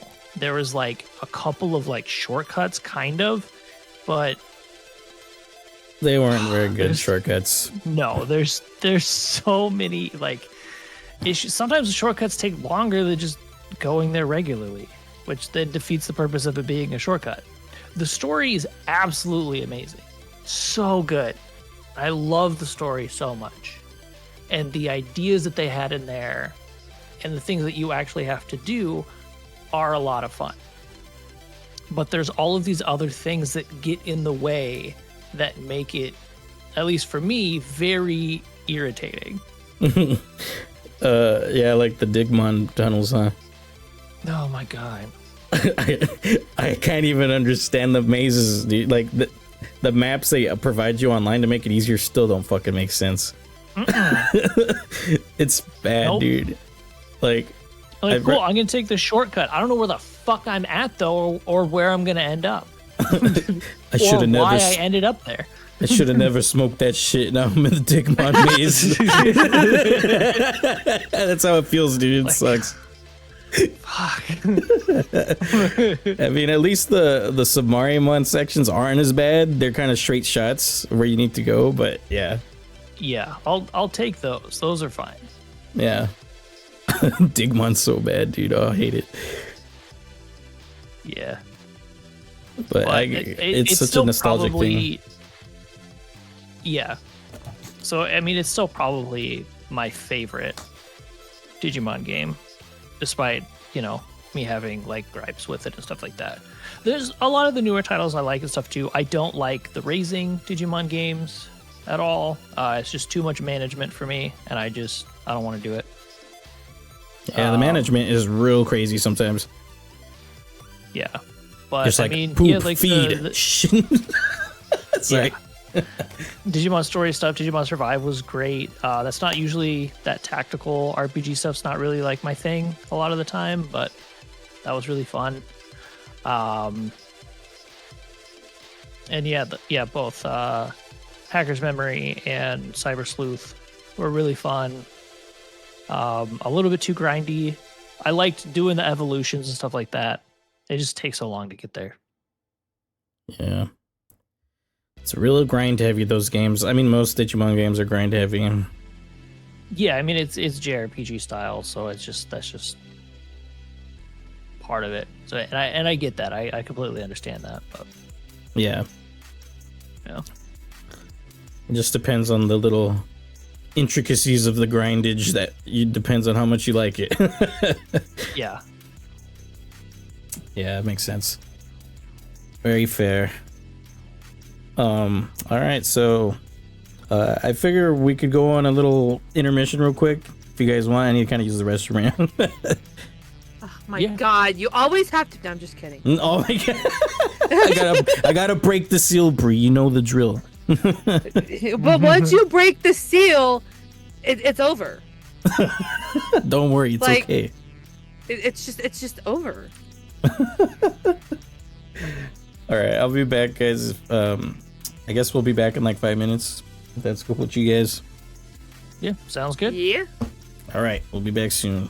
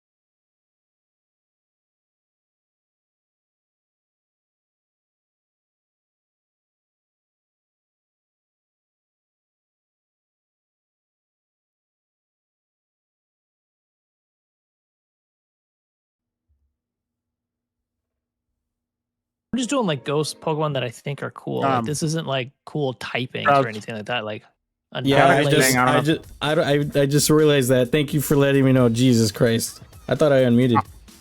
How long ago has this been? Shit, like 10 minutes probably. I don't know. A good while, damn. Damn. And Ceruledge. Yeah, we're just talking about our teams of 6 Pokemon here, basically. So they didn't miss too much. I say we gotta start. We gotta at least tell our teams again, and maybe not the full reasons, because nobody heard Winter or my team or your. Well, you didn't really fully say your team, but yeah, we can go back if you guys want. I'm down with it. Yeah. All right, so, oh, you want me to go? All right. I'm gonna keep on with JR. Oh, so we can let JR finish, and then we can come back. Yeah, I can kind of, I'll repeat mine, because I think mine came in at like the last little bit. So it was like Haunter, because that one's my favorite. Again, there's no like type advantage thing that I'm thinking about, just ones that look cool. So Haunter, Mimikyu, we do the Hisuian, Typhlosion, what else? Dragapult, Annihilate, and Ceruledge. All ghosts, all cool looking. Mostly fire types in there too, though. They got some cool edge to it. Yeah. All right. You, Bree, what was yours again? So Espeon, Butterfree, Lycanroc, specifically the midday form. I like them both, but specifically midday form. Oh my gosh, I forgot who else I said. Psyduck, for meme value. Blastoise. I can't remember the other one I said though.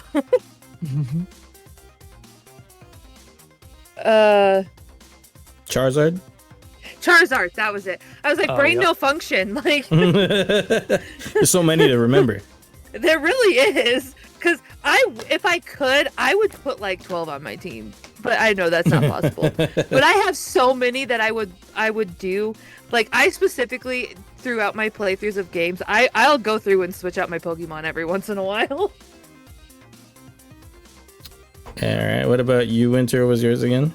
So, I remembered my 6 Pokemon.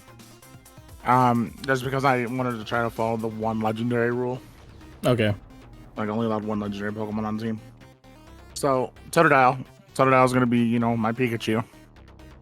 He's just gonna sit and hang out with me and be a cool little broski. Meowscarade. And we had Sneasler, Kangaskhan, Reshiram for the legendary. And then for my last one, is gonna be Cinderace. Ooh. I think that's a good pick, yeah. Yeah. Curveball, get it? Because Soccer Bunny. Before Trouz had us muted, I was gonna go with 2 legendaries, and Zacian was gonna be the second legendary, but I want to try to follow just the one legendary rule. Yeah. Hell yeah. I haven't told mine yet, so this is gonna be a first without me being muted. Ha ha ha. I can't believe I did that shit. That's stupid of me. God damn it. I have a feeling I might know what Pokemon you're gonna pick, but I'm gonna see if I'm right. All right, so I have many teams of 6. All right, I have many. I used to do competitive shit back in Gen 6, but if I were to choose. Oh my god. See, I had a Sandstorm team, I had a Dragon team, I had my Elite Four team I did with, so I had a bunch. But if I were to go just based off all the things I like, number 1 would be Gengar, and my one legendary would be Rayquaza, but the shiny Rayquaza, the black one, because that one's the best. Beautiful. I would have Altaria, another dragon, super fluffy dragon.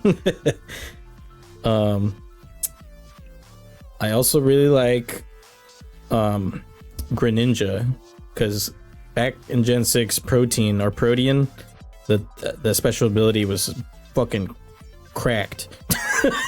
It was wild how good it was, and I had a really good one at the time. So for battle purposes, Greninja with the Protean, whatever, really good. So that'd be another one. Let me think here.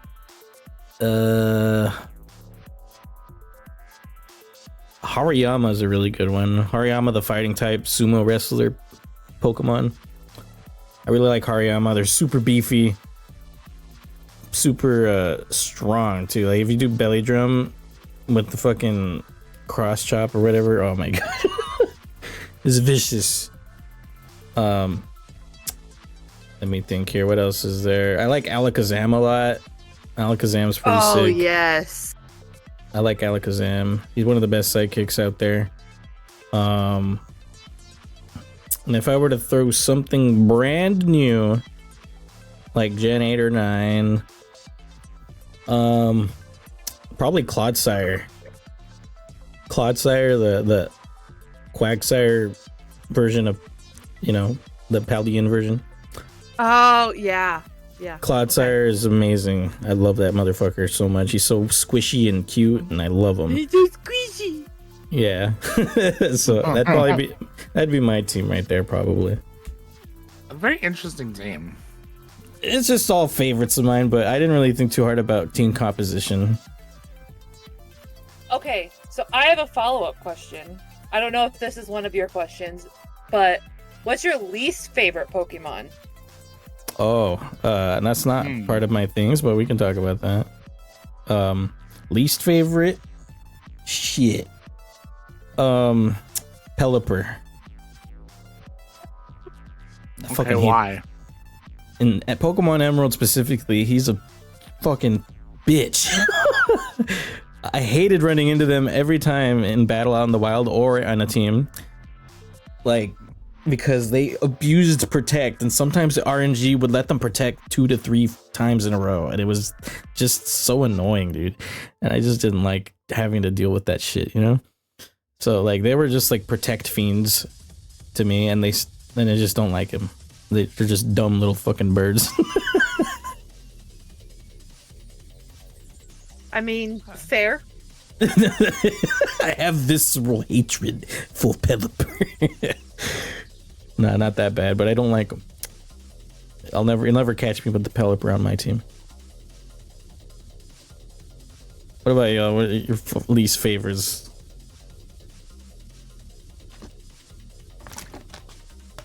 Well, I'll probably get some hate for this. All right, you get out. I'm just kidding. So funny enough, my least favorite is considered a legendary. Oh. So I am big on. I love the legendary cats. So Entei, Suicune, and Raikou. But I hate Raikou. I fucking hate Raikou. Oh. I just. What is your problem? I No. I seriously, I cannot put my finger on why I do not like him as a Pokemon, but I don't like him. Like, I will full on put Entei or Suicune on a team. Raikou, he can sit in the boxes and rot and die and be forgotten about. Like, I don't know why. I just do not like him. Raikou can rot. Now I like JR's cat Raikou, but... My cat is Riku. That's right, it's Riku. Every time I read it though, I read it as Raikou, and then I'm like, I feel bad for not liking the Pokemon. Good. Man. JR. My least favorite Pokemon. Oh, such a big list. I have to choose my least. I don't know. I'm trying to. I'm on the same page where I'm like, what is my least favorite Pokemon? Like, there's a lot that I just don't care for a lot.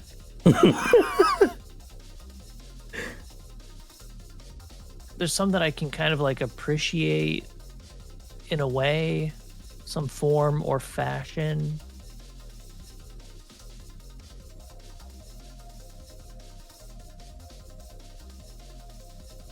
I know it's a pretty hard question though. There's so many. I had to dig deep, but I remembered my hatred for Pelipper because of the game mechanics. I was just like, I got to thinking, I was like, we're talking about our favorites. Like, we've got to have a least favorite at some point, right? So. Yeah, like,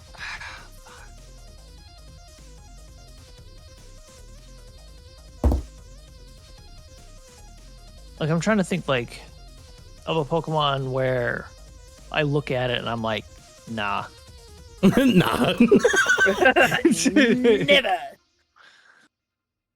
Like, not this fucking guy. Not this fucking guy over here. Look at this fucking jokester.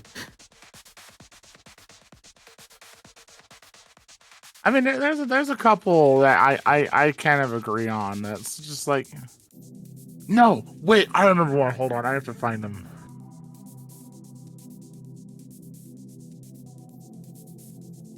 Also, honorary mention to one that I dislike is the fucking Meowth that they had in Sword and Shield. The like old man looking one where he's just fluffy. Like I know his name's not. Yeah, his name's not Meowth, I don't believe, but like he's based off of Meowth, and it's ugly. I forgot his name too. Well, I guess while Winter's looking for that, I do have the other flip side of the coin with instead of a team of 6 for Digimon, what's our partner look like? Because I know we typically have one partner. But what I gotta ask you though, not just Vmon, but the entire like Digivolution line you would choose to go with. I mean, like I got options with the Vmon. Oh yeah, you definitely do. Yeah, because I mean, like, because I wouldn't just go like straight Flame Dramon every single time because it depends on like what I'm doing. But I mean, a lot of Vmon's line I like Flame Dramon. I like.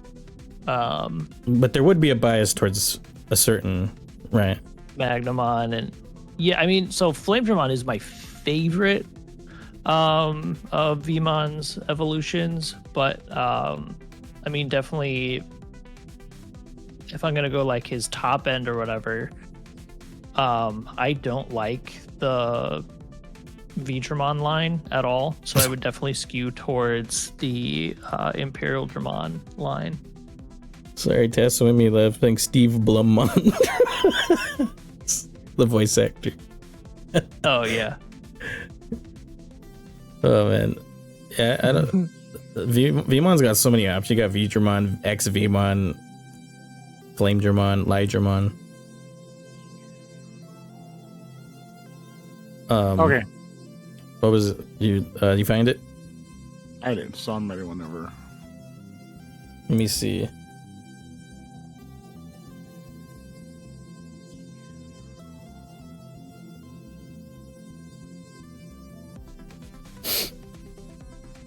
Okay, I may have a Pokemon. I'm looking through other Pokemon, but I think I might have one that's my quote least favorite.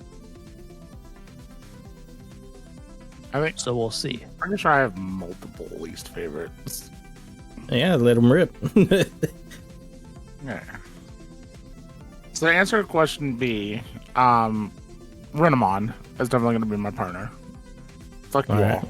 No, you're fine, dude. Go for it, dude. No judgment here. I would have never guessed. What? Just like, Wait, I was answering something. What did you say? Yeah, so were we. Renamon. It's like the whole thing. Like, Well, I meant questions get asked else. and then we're answering them. Fuck you. That's how podcast works. But I want to say my going from like least favorite to like least hated to most hated in these three. They're all Ultra Beasts, first off, so we're just gonna go verify that. Stagataka. Stack attack. I know that one. It's just a fucking bunch of fucking rocks, and it's a fortress that's being held together by 4 very shitty supports. It's like a 3-year-old built this shit out of like a snow igloo formation.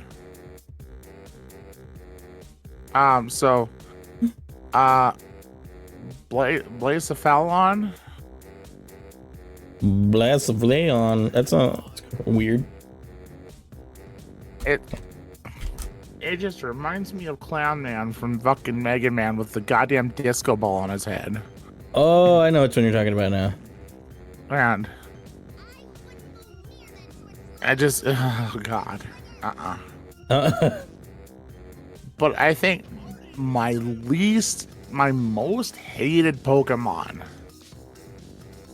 and I think anybody could probably agree with me on this one, Xurkitree. Xurkitree.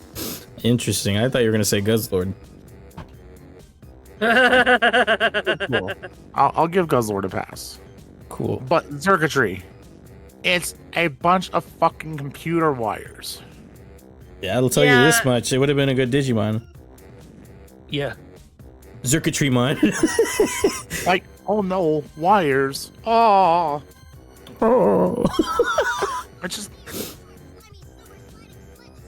It just like, what is going on at Nintendo?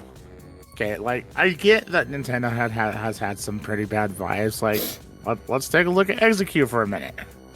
It's a half dozen eggs. Ooh. Yes, much eggs. Step on them. Step on. Step on No, him. they're living creatures. Still step on them. Fucking fragile. Handle with care. Like, but then, like, they turn into a palm tree. How? When do 6 eggs turn into a fucking palm tree? In Pokemon? In Pokemon. Yeah. It's okay, Okay. Winter. It's fine. It's fine. Okay. This is fine. Moving on. Fucking vanilla-ish or vanilla-like. It's an ice cream. Just fight it in a hot day. Ooh, it melts. You sunny day. Oh no. It'd be funny if that move damaged your them. Pokemon's dead. It's milk. It's milk. Oh look, it evolved into a Milcery. Oh no. Oh no. Oh my gosh. I don't know why that made me think of it, but that little electric little like thing that if you step on it, it'll snap up and like bite your little ankle. It's like, "Arr!" What is that? That one is so fucking ridiculous. Fuck. He's like a flat Stunfisk or fish. something like that? Stunfisk, yeah. Yeah, Stunfisk. I fucking hate regional that variant. little bitch too. Oh man. It's just like, oh, let's take a trip to Hawaii. Oh no, there's a bunch of lays attacking us. Oh no. Oh my god. What are you gonna do? Flower us to death? Jesus Christ. Mm-hmm. Oh man. What the fuck is going on anymore?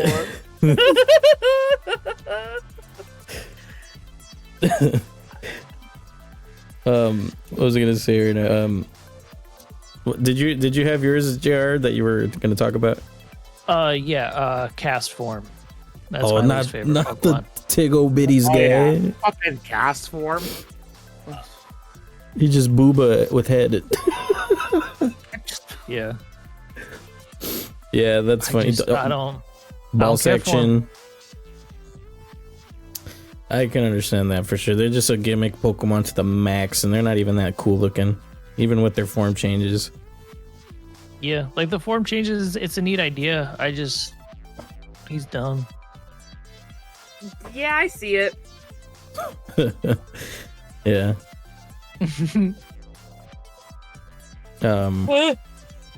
Oh yeah, I was gonna circle back to my Digimon partner. I didn't mention mine yet.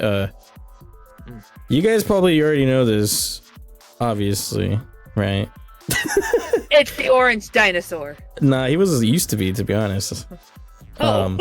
He was second, but my favorite is Gamamon. He would be my partner,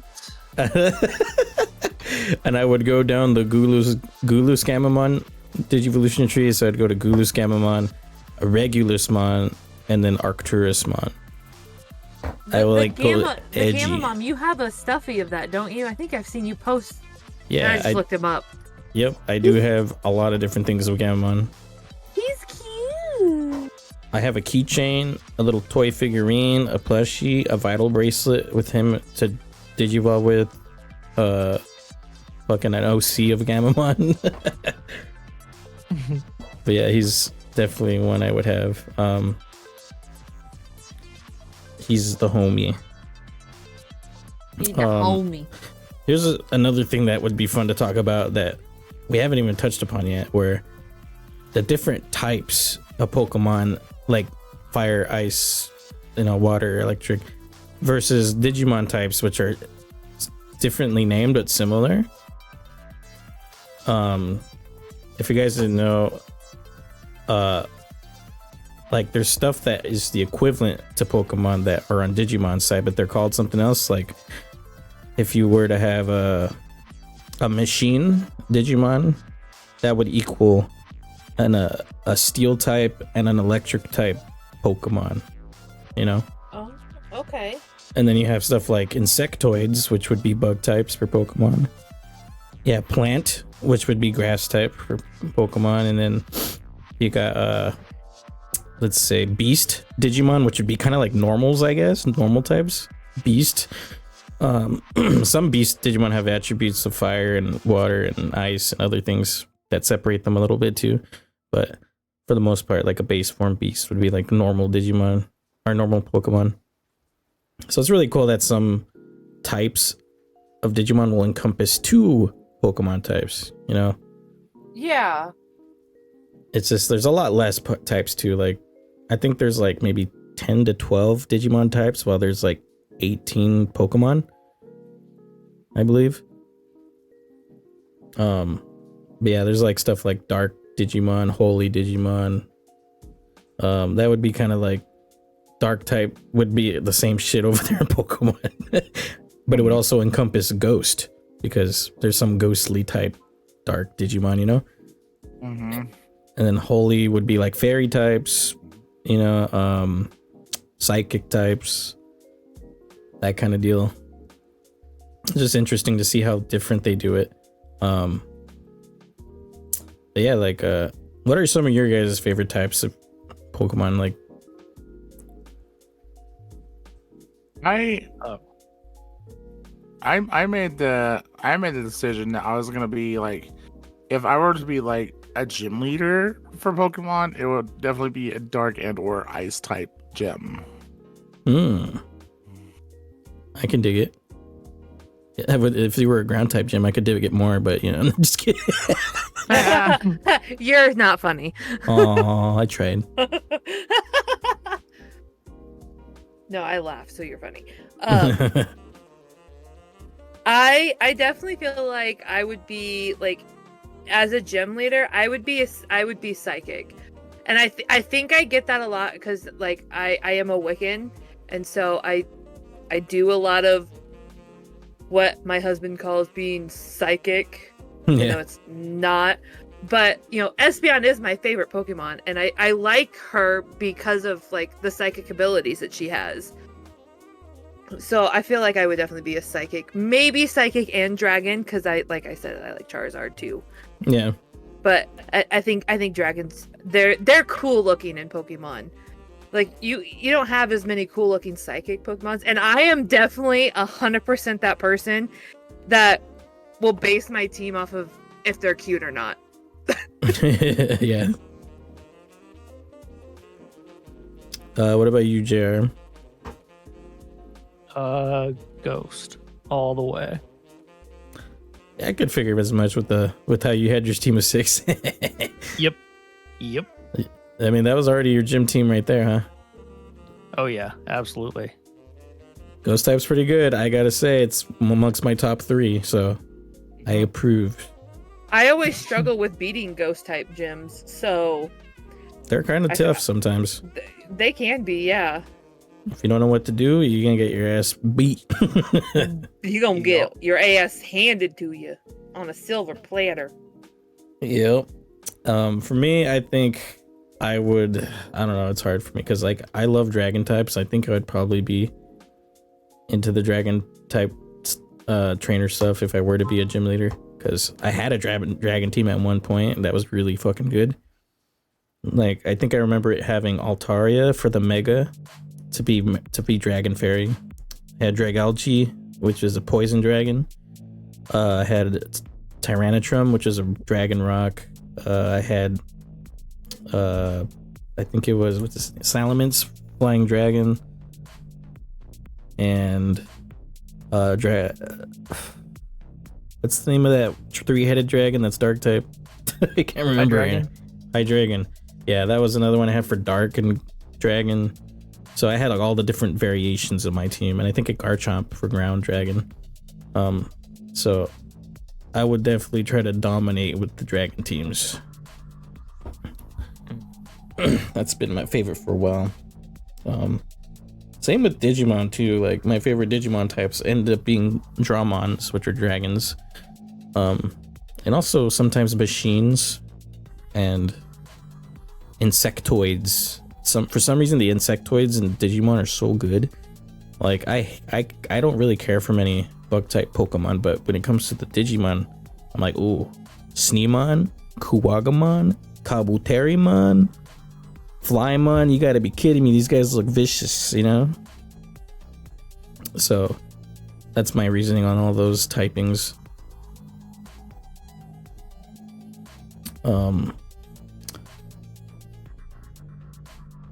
I think JR is the only other one who knows about Digimon typings as well as me, so if you have any, go ahead and fire away. Yeah, I mean, I don't really know if I have like a favorite type. Really. I mean, I guess, yeah, like a lot of the more dragon type Digimon I kind of like gravitate towards. Yeah,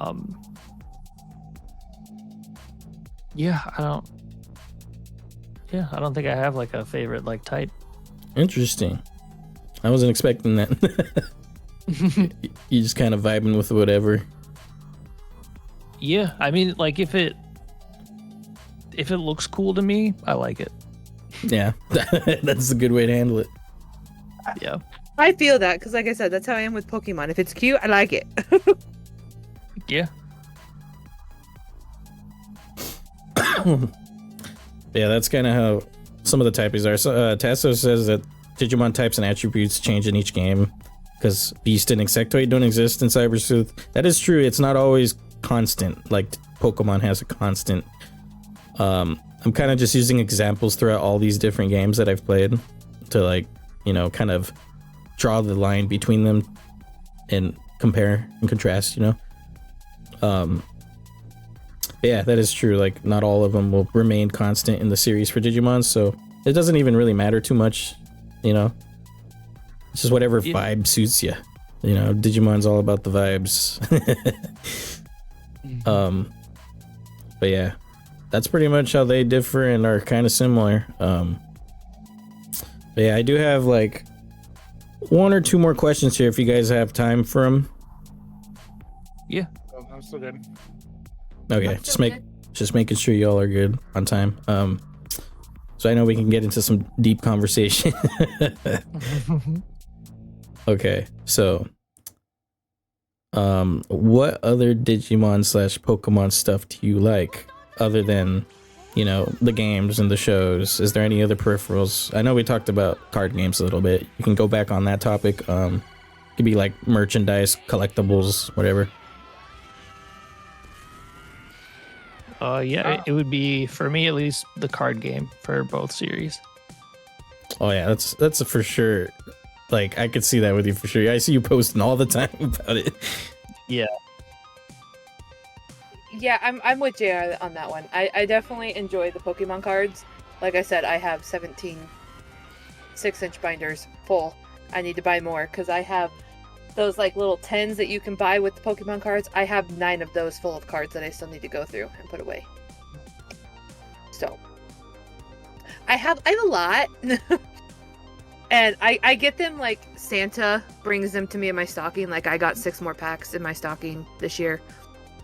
Oh man, 6 more. Yeah. And like every once in a while, like if Anthony goes to the store by himself and he's got the extra, he'll pick me up a pack. He's also been doing it with Lorcana too, so it's not just Pokemon cards I collect. Lorcana, that's gonna get you deep too. Oh, yeah.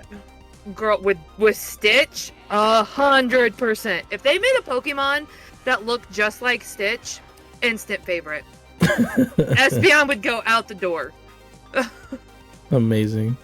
Yeah, the card games are very popular and super awesome, like, peripherals to enjoy those series. Like, I've dabbled in mainly Digimon. I haven't gotten deep into it, but I have pretty good baseline knowledge of how to play it and why things work the way they do in the game. And I mainly like collecting them, like you, Bree. Like, I just like looking at my cards most of the time. Yeah. Playing comes second, but I do enjoy the game. I like sitting there. Like I said, my kids are finally starting to get to that age where they're interested in a lot of the stuff that I used to like. I mean, I'm obviously still interested in Pokemon, but I started collecting Pokemon cards when I was my son's age. He just turned 7. Yeah. And I still have my Pokemon cards from back then.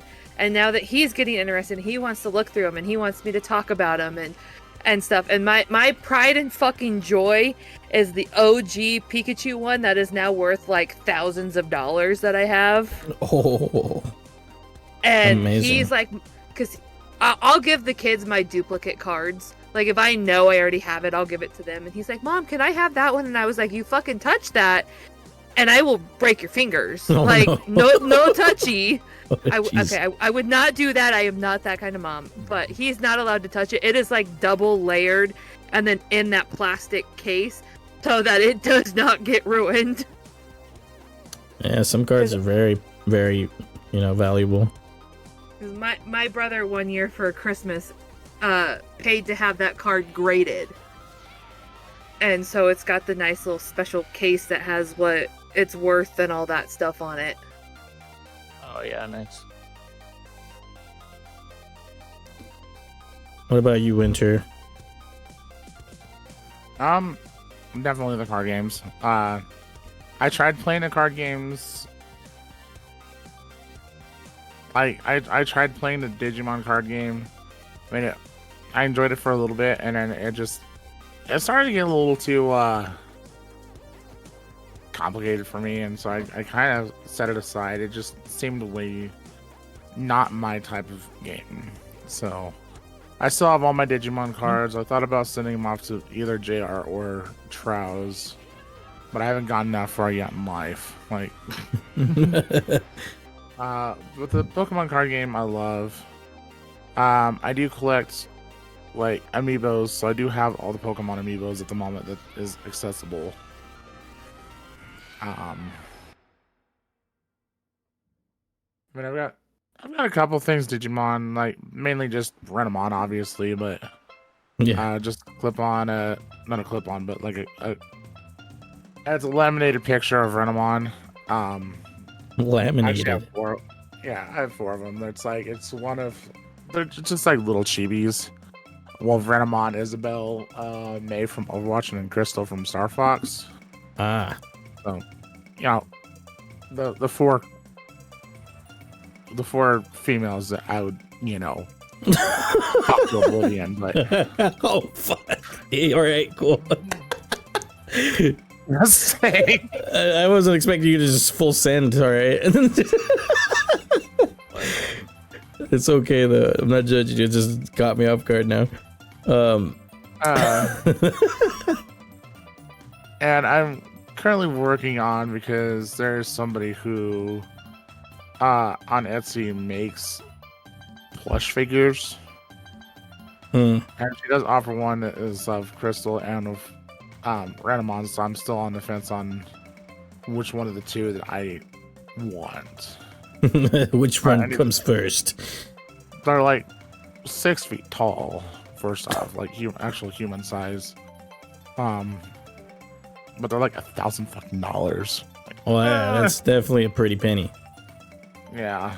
So yeah, you bring up the topic of plushies. I'm not quite into the big ones, but I do have a Digimon plushie collection. If that kind of counts for other, types of stuff you can enjoy from it. I have 19 plushies of Digimon that are all different. There's a 20th one I'm waiting to grab at some point, but yeah, 19. And I do want to get a custom one at some point, but those are, a pretty penny. I gotta save like quite a few $100 out of that. Yeah. But another thing I recently got into that I didn't think I was gonna get into was some of those Digimon V pets. Yeah. The Digivices. I got a V Vital bracelet and the 25th anniversary colored Digivice for Adventure. And now I'm kind of thinking I want to get more shit. I'm like, oh no, it's happening, guys. I've now dabbled in almost every single aspect of Digimon you can. Merchandise, V-Pets, plushies, fucking games, anime, buying the Blu-rays, fucking knickknacks and doodads. I got all kinds of shit, bro. I swear I don't have a problem. Are you sure? But yeah, and also I have a bunch of cards too. Like I have like 1, 2, 3, 4, 5. I have 12 boxes full of just random cards. And a binder that have my nice stuff that I like a lot. And a couple decks built. But yeah. My Digimon collection's pretty strong. Alright. Well, one of the last things I have here is like Digimon music and Pokemon music. Because they all have really good music in them. Just name me some of the games that you think have like your favorite music or some like routes or zones you really liked. I really, again, probably cliche because it's the newer one. Scarlet. I loved the Zone Zero music. Oh yeah, Area Zero. Yeah, I loved it. Like it was like. It had that, it kind of was spooky, but then it was kind of like, almost like ethereal. Yeah, but like it so matched like the Pokemon that you met down there because they're all like the crazy looking ones. Yeah, it's like a whole nother universe. Yeah. Yeah, that is a top tier song. I when I first heard it, I was like, "Oh my god, what the fuck!" I never really get that reaction much. All day. Yeah, really good zone. One of my favorites is do you remember in Gen 2 the national park? I think it was, or what was it? You guys know what I'm talking about? Pokemon. Maybe. Yeah, National Park is a location in Johto between routes 35 and 36. It's like a really cool area that like it has like a Pokeball shape to it in the middle, and you just chill there for a little bit, and it has beautiful fucking music. Like it brings a tear to your fucking eye. How beautiful it sounds. I can't explain it. Like that's literally one of my favorites because it just brings this like really visceral emotion out of me. Okay, yeah.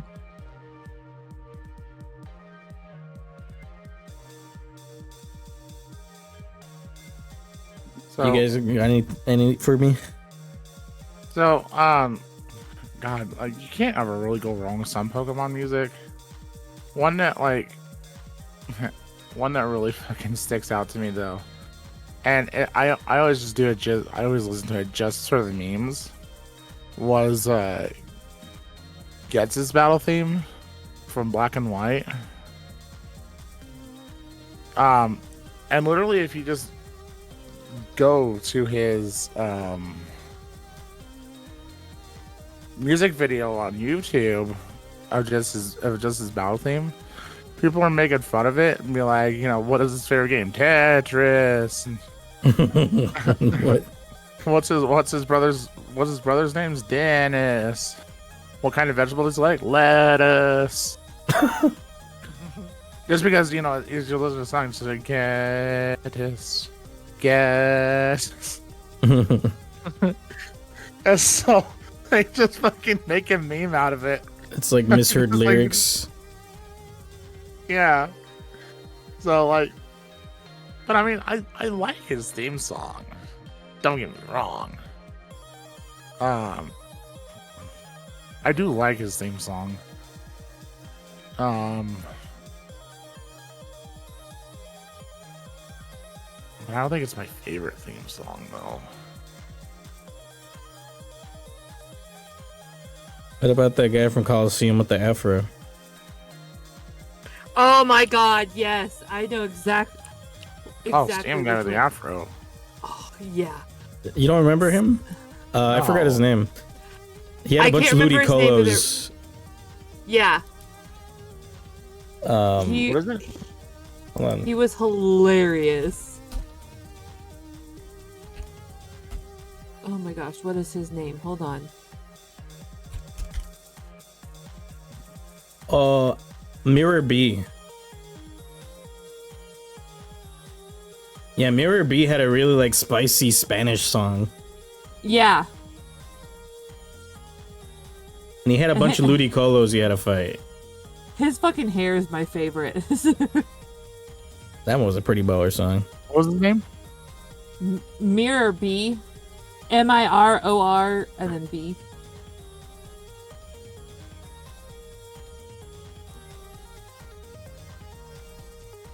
Oh, I never played Gale of Darkness, so I have no idea. Oh no, he's in both. He's in both.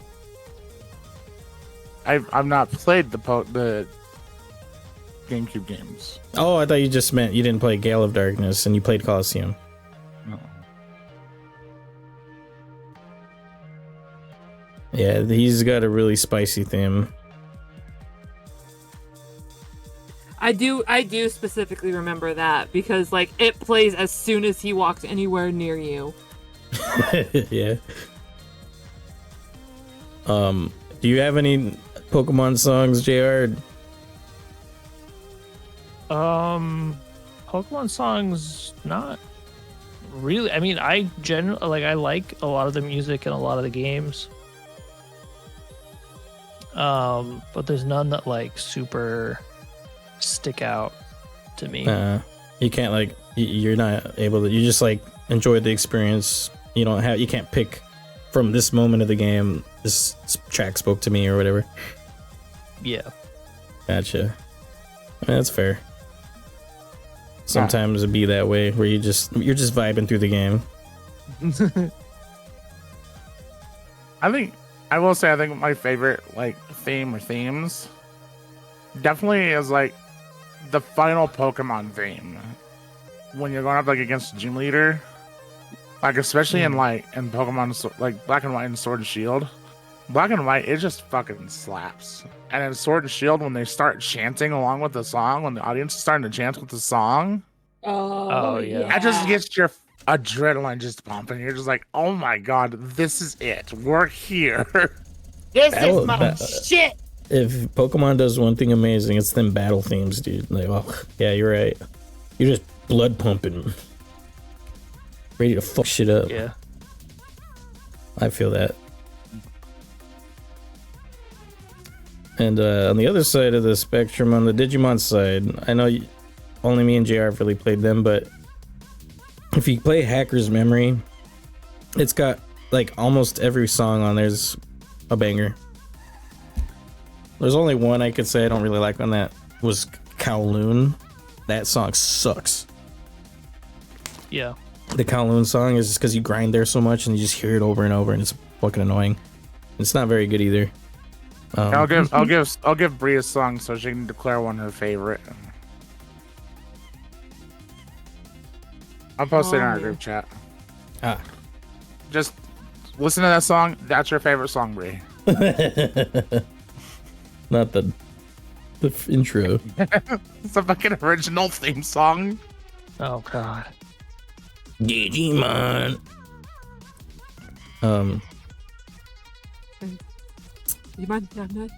Yeah, that's jam.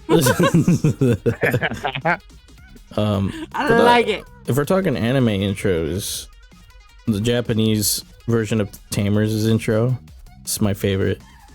Wanna be the biggest streamer. It's so good, dude. Okay, if we're going show intros, fucking season 1. Fucking Pokemon. Oh my god. Right? I wanna be very best. No one. Sorry.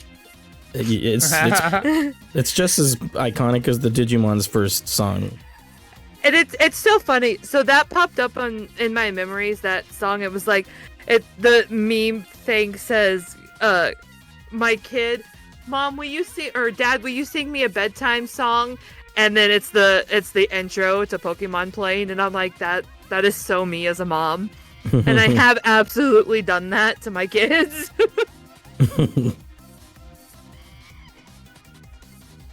What about your favorite Digimon themes, JR? I gotta say the Digimon World 3 music. Oh, dude, you're right. All of it. Say the save song. I can't help but dance every time I'm about to save the game. Yeah, I use that song for too much. It's good. It's really good. Perfect chill out really music. Good. Yeah. Yeah, I can agree with that. Like a lot of the Digimon World 3 music is really charming. Like I think what was it? Suzaku City, where they're like by the forest and swamp area. Yeah. It's all tropical and fucking badass. And then you got that Yeah. steel drum.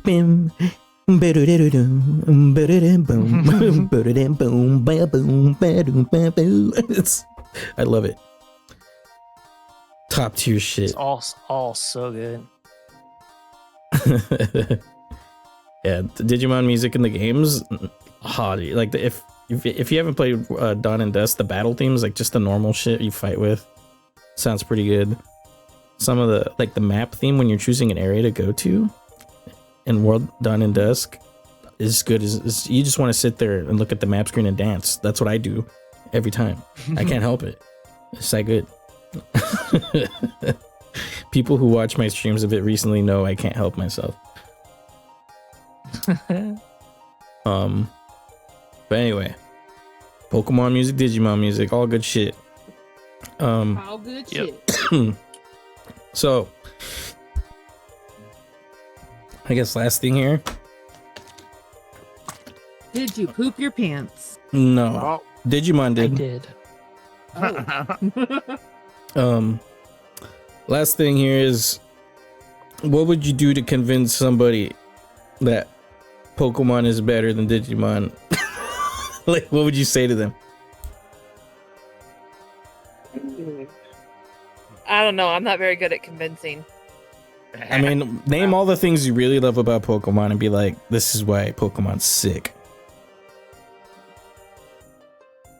I would honestly say, be like, look how many Pokemon there are compared to Digimon. Let's take a look at the numbers. How many species of Digimon are there? So you're looking at a total of only 117 Digimon. What? Hold on. Are you getting the numbers right? No, that's not right. Oh wait. As of July 4th, 2024. Oh, the game Digimon Survive features. Okay. My bad. It's not. That's As of way July too little. 4th, 2024, there are currently 1,500 species of Digimon. Yeah. Jesus fucking Christ. Don't think there's Oh. that many Pokemon. Maybe. So- Were you trying to prove your point that Pokemon had work? So let me just put no. Okay. First off, Okay. originally yes, but first off, I'm changing my argument and saying quality Dude. over quantity. Eli, you had to switch it up after you found out there's more Digimon. Holy shit, there's only 117 Digimon, my ass. I was like, where are you getting these numbers? Trouzer's ready to fight you over that. It's not like there's only 100 Digimon. I was like, even I'm like, that's not fucking right. I was like, hold on. Wait, it's Even I was like, this isn't right. I'm gonna argue myself on this one. Hold on. okay, so you said quality over quantity, right? Quality over quantity. So there's only 1,025 species of Pokemon, but I think that there's a lot better quality in terms of Pokemon versus Digimon, because 1,500 species of Digimon. I mean, come on now. It just sounds like they're just factory pumping them out now at this point. Who wouldn't want a Pokemon keychain that steals your keys until it dies? Oh my Think about god. it. Think about it. You'd All never right. lose your keys again. All you gotta do is call your Pokemon. Be like, oh, there's my keys. You know, Wait you a minute, whose Ferrari's keys are these? Hold on. you make a convincing argument. I mean, Okay. for me personally, with the Pokemon games. Now again, I don't know how Digimon works, whatever, but I love the way, at least recently, how the story goes with Pokemon, and I love the, especially the open world aspect. I absolutely love that. And like, you can kind of go at your own pace. Like, yes, technically, like in Scarlet and Violet, they have like certain gyms that you should go to first. I completely fucking fucked up and I went backwards. I started with the hardest gym and ended with the easiest gym. Oh. So, I if somebody who just literally puts Pokemon on their team because they're cute can beat the hardest gym with like level 25 Pokemon, I think we're okay. Yeah, accessibility is a pretty good thing for them on Pokemon said. Yeah, and I've really enjoyed the character developments that they've had in their recent games. Like, I don't fully know about the older games, but like, Winter said with Sword and Shield, that character development, and then the character development in Scarlet and Violet, they have such good background stories to these characters that makes you want to kind of get to know these characters, or you completely fucking hate them and dread doing their quest, and then you end up loving them and they're your favorite character in the entire Pokemon series. Like,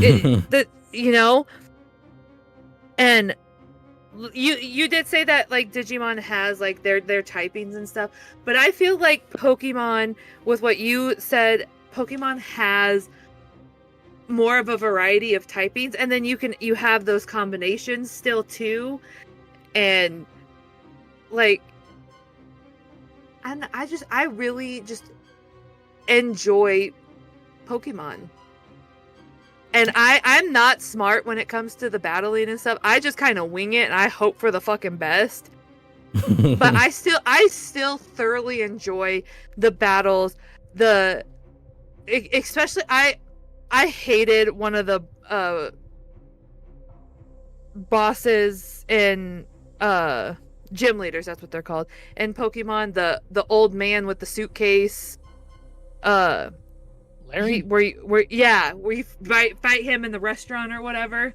I hated him, but like there's the story on why, like, because you kind of find out why these people became gym leaders and stuff, and he seems like such a piece of shit, and I did not like him. I did not like the way he looked as a character. But by God, he was so fun, and his little like remarks that he makes while you're battling I just couldn't help but laugh. Larry's the Relatable. best character in that entire game. He's the most relatable. I fucking hated Larry. He is very relatable, and I think that's why I hated him, because I didn't want a character to be too much like me. The woes of life. Yeah. That's funny. And convincing arguments for sure.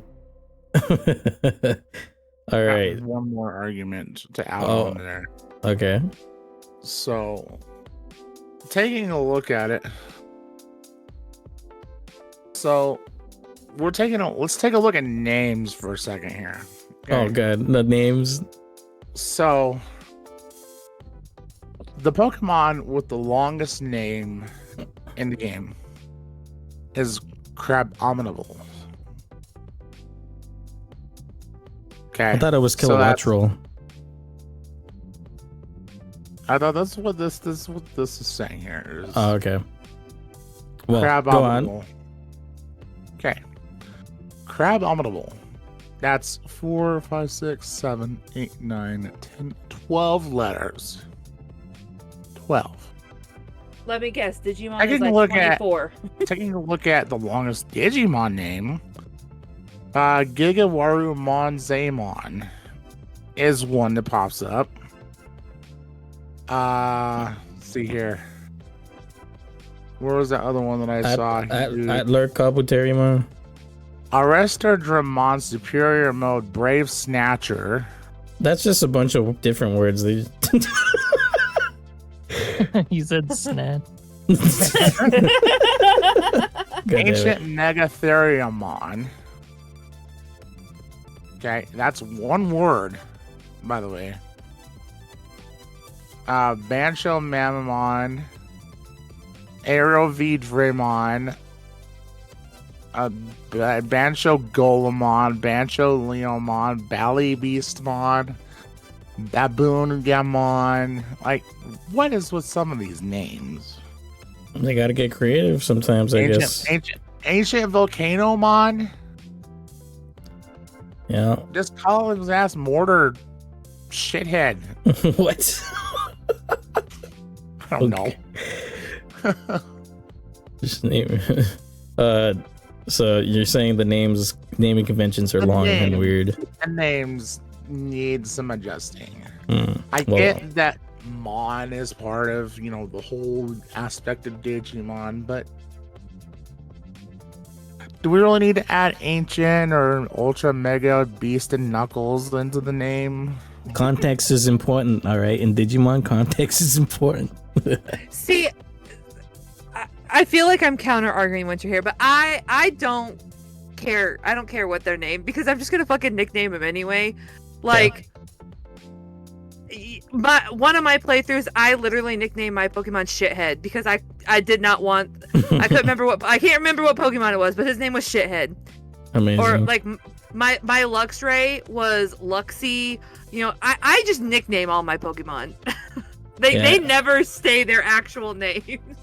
That's fair. This I do is the Ancient same. Omega Volcano Mondrakamon, but I name him Bob. All right. Or like my Lopunny in my latest playthrough was Booty. Booty. I named her Booty. Baby. Booty. All right, now it's time for the Digimon arguments. All right, you ready for the counter? Yeah. Okay. To counter your quality versus quantity, I'm gonna say the variety is the spice of life. Because variety. so I know you have variety, but we have more. So the thing that's cool about that with having so many, I mean, some people may find it to be a weakness, but I think it's a strength, is that we get some Digimon get like alternate color forms, kind of like shinies but different. They're not rare or anything, they're just different, so we have kind of our own shiny thing, but they're not rare, so we get to always have a shiny if we want it, so like Gabumon, he's normally blue, but you also have Black Gabumon who's more black, and then we have Psychmon who's pink, but they're all the same like base of the same creature but different colors, you know? I think that's a pretty cool thing. Some people may find it to be a weakness, but I think it's cool. So yeah, we have more accessible different colors than Pokemon has. And also Digimon can talk, like we mentioned before. We can grow super close with our Digimon. I'm not saying that you can't with Pokemon, but there's another level of deepness, I'd say, with Digimon, because just the fact they can talk to you and feel what you feel, and also all the battles you have together, kind of like Pokemon, you grow that way too, by being in tune with each other's feelings and stuff. But just having that extra layer of being able to conversate is really nice, you know. So I like that very much, and if you like that, you'd probably enjoy Digimon too. And yeah, I think those are some of my heaviest points, I'd say, for contending against Pokemon, because some of the things you say are kind of valid, but there's some things I feel like I like more about Digimon that I could bring forth to other people's attention. Yeah, what about you, JR? Do you have any points you want to make? Look, Pokemon is the largest media franchise. The largest one. Everybody knows about Pokemon. What, like, dare to be different. Okay? Stand out from the pack a little bit. Okay, try to dip your toes into some unfamiliar water. Not the library posters. But is the water sanitary? Try Digimon. You never know. You might find something you like. There's literally Don't a be like Digimon for everyone anybody. But yeah, Yeah, that's all I got. you could literally like any Digimon could be your Digimon. It's crazy how many there are. You could vibe with any of them. There's no Digimon that you probably like. You're gonna find one you like, you know, and you're gonna be like, that's the one. God damn it, not the fucking Men's Warehouse. Mon's Warehouse. Mon's Warehouse. Yeah. No, but there's gonna be a Digimon for you. I'm sure it works the same with Pokemon too, you know, but there's so many more Digimon, and there's so many more varieties, I'd say, like a lot more differing looks, like the humanoids and the beasts. There are a lot more humanoid than Pokemon get, you know. And also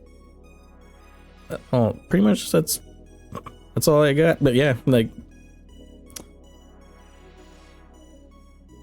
so fucking yeah, that's it. Mm-hmm. I got all my questions out of the way here. Nice. So we got through them. Woohoo! So I guess we can call it here if you guys are ready, because it's getting kind of late, I'd say, right? Yeah, it's been a good late 3 hours. We've been going for almost 3.5 hours. Like, this has been a pretty long podcast for us. I think the longest one we had before this was the straight up Pokemon we did with me and Jerry. Yeah. That was like a 3-hour, 45-minute one. Mm-hmm. And I think like original one with Bug Fables, I think that was pretty long. Yeah. But yeah, I figured this one would be pretty lengthy, but there's a lot to talk about when you talk about two topics. It's also one of our specials. So it's like it's the end of year special. Of course, in 2 days, it's gonna be 2025. Yeah. That's insane. I'm not looking forward to it. I ain't either. But I mean, for our creative endeavors, we could always strive and do our best. You know? Yeah. Yeah, next year, we still have some topics in the pipeline for later. This wasn't like our final thing we have planned. We do have some other stuff laid out, so yeah. Well, there'll be more podcasts. The end of the podcast yet. Yeah, just for the end of the year. We won't see you guys for a whole year, guys. I'm sorry. Oh my god, I'm gonna miss you so much. We're gonna start turning into Mike Rowe here and being like, we're running out of topics. We need your help to keep us on the air. Yeah. But yeah, seriously, thank you guys for sticking with us and the podcast all year. It was a fun year. We did a lot more than we did in previous years, which is pretty fun. Yeah. Well, I thank JR and Bree for joining us tonight and having this lovely little debate between Pokemon and Digimon. Yeah, Yeah. Yeah, thanks for having me. it was awesome. I couldn't have Thank you so chosen much. two better candidates for this. Honestly, it was really fun. Yeah. What were we gonna say? Sorry, I heard you were gonna say something. Well, I was just saying, yeah, thanks for having me on. Okay, cool. Yeah. But do you guys want to lay out your socials and places we can see your content? You can let people know. Yeah. So I'm part of a Let's Play duo called Power Waffle. We're on YouTube, so you just go to youtube.com/@PowerWaffle. We have weekly videos every Tuesday and Thursday. Just different random video games. My friend Zach and I just kind of shoot the shit. If you like Game Grumps or Super Mega, we're basically cheap ripoffs of them. They are hilarious. FYI, I have watched every single one of their videos. If I have to pick any specific video of Power Waffles to watch, please watch the mortuary assistant one. I fucking pissed my pants laughing at fucking Zach getting so fucking scared. I have watched that like 4 or 5 times since it came out, and it is hilarious. If you like spooky games, please watch that because you will laugh your ass off. I was so thank you. excited when I heard that was coming out. I was like, because the last time I really seen JR play a spooky game was we played Phasmo together, and Oh, yep. and he got kind of freaked out a couple times with that one, but Zach 1000% just made that video so hilarious. Even my son was laughing at him. Was like, I didn't even get scared and he did. Yeah, go subscribe to the Power Waffles. They got some good content out there. And you, Bree, what do you got? I am on Twitch. It is just MajoralyBrii on Twitch. Right now I kind of just stream when I have time because I do work full time, I school full time, and I just had my 3rd baby, so I'm a little busy, but I try to get in here. I also make content on TikTok, which is MajoralyBrii on TikTok as well. I'm trying to get into that too. So, and here Just soon, in time for it to shut down. I know. I am trying to get into recording Let's Plays on YouTube. I do have some on YouTube. I have a Zooter with Winter, our friend Biddy, and I think Chaotic is on that one. We did a multi-world Zooter on there, but hopefully I'll get my YouTube channel up and running better in 2025. That's my goal. So Hell yeah. 2025 goals. yeah. Well, there you guys have it. Go follow Bree on Twitch, also TikTok, as long as it's here, hopefully. Yeah, hopefully Yeah. it doesn't cancel, because like I said, I've been actually trying to get into content creating on there. Yeah, hopefully. That's right. We'll all switch over to Lemonade. Yeah. We'll see how that all goes in the future, but yeah, for now we got those for you. Yeah, thanks again, guys, seriously, for joining us. It was super fun talking about this. Yeah, absolutely. Yeah, this was a blast. Yeah, it was great. I enjoyed it. We'll definitely try to get you guys on again at some point in time, though. I mean, we're gonna start getting to a point where we're gonna have to start reinviting people back on, and like when we see that it's gonna be a good topic for you guys, we'll get you guys back on. And But yeah, absolutely. Yeah. Yeah, we got some fun topics for later. You guys stick around. What is your favorite blade of grass? Yeah. Watching ice melt for 2 hours, guys. Let's do it. Hey, Winter. Dead grass is my favorite type of grass. Wow. My favorite blade of grass, probably Yes. bay. Wait, what? Beyblade? Oh, god damn it. God damn it. I was like, what? I said dead grass is an inside joke with Winter and I. We played Hues and Cues I forgot about that. with some friends recently, and you're supposed to like give them clues to guess a color, and apparently my dead grass clue was not very good. Should have put bluegrass. So now. when you're given a hint about what color you're supposed to pick, and somebody says dead grass, where do you immediately go? Brown? Thank you. No, dead grass is like a very dull green. At least my grass is a very dull green. No, the green that you were trying to get us to point to was like reviving grass. Grass that has been recently watered that's starting to re-neutralize. Oh my god. It was necromance. It was on the cusp. Oh, good lord. Her first fucking clue was grape, so everybody immediately went to fucking purple. And she's like, no, that's not right. I guess I don't like purple grapes. I like green grapes. That's what I think of when I think of When grapes. you say grape, everybody's like, oh, it's purple. Because grape is purple. All right, we can have this debate later.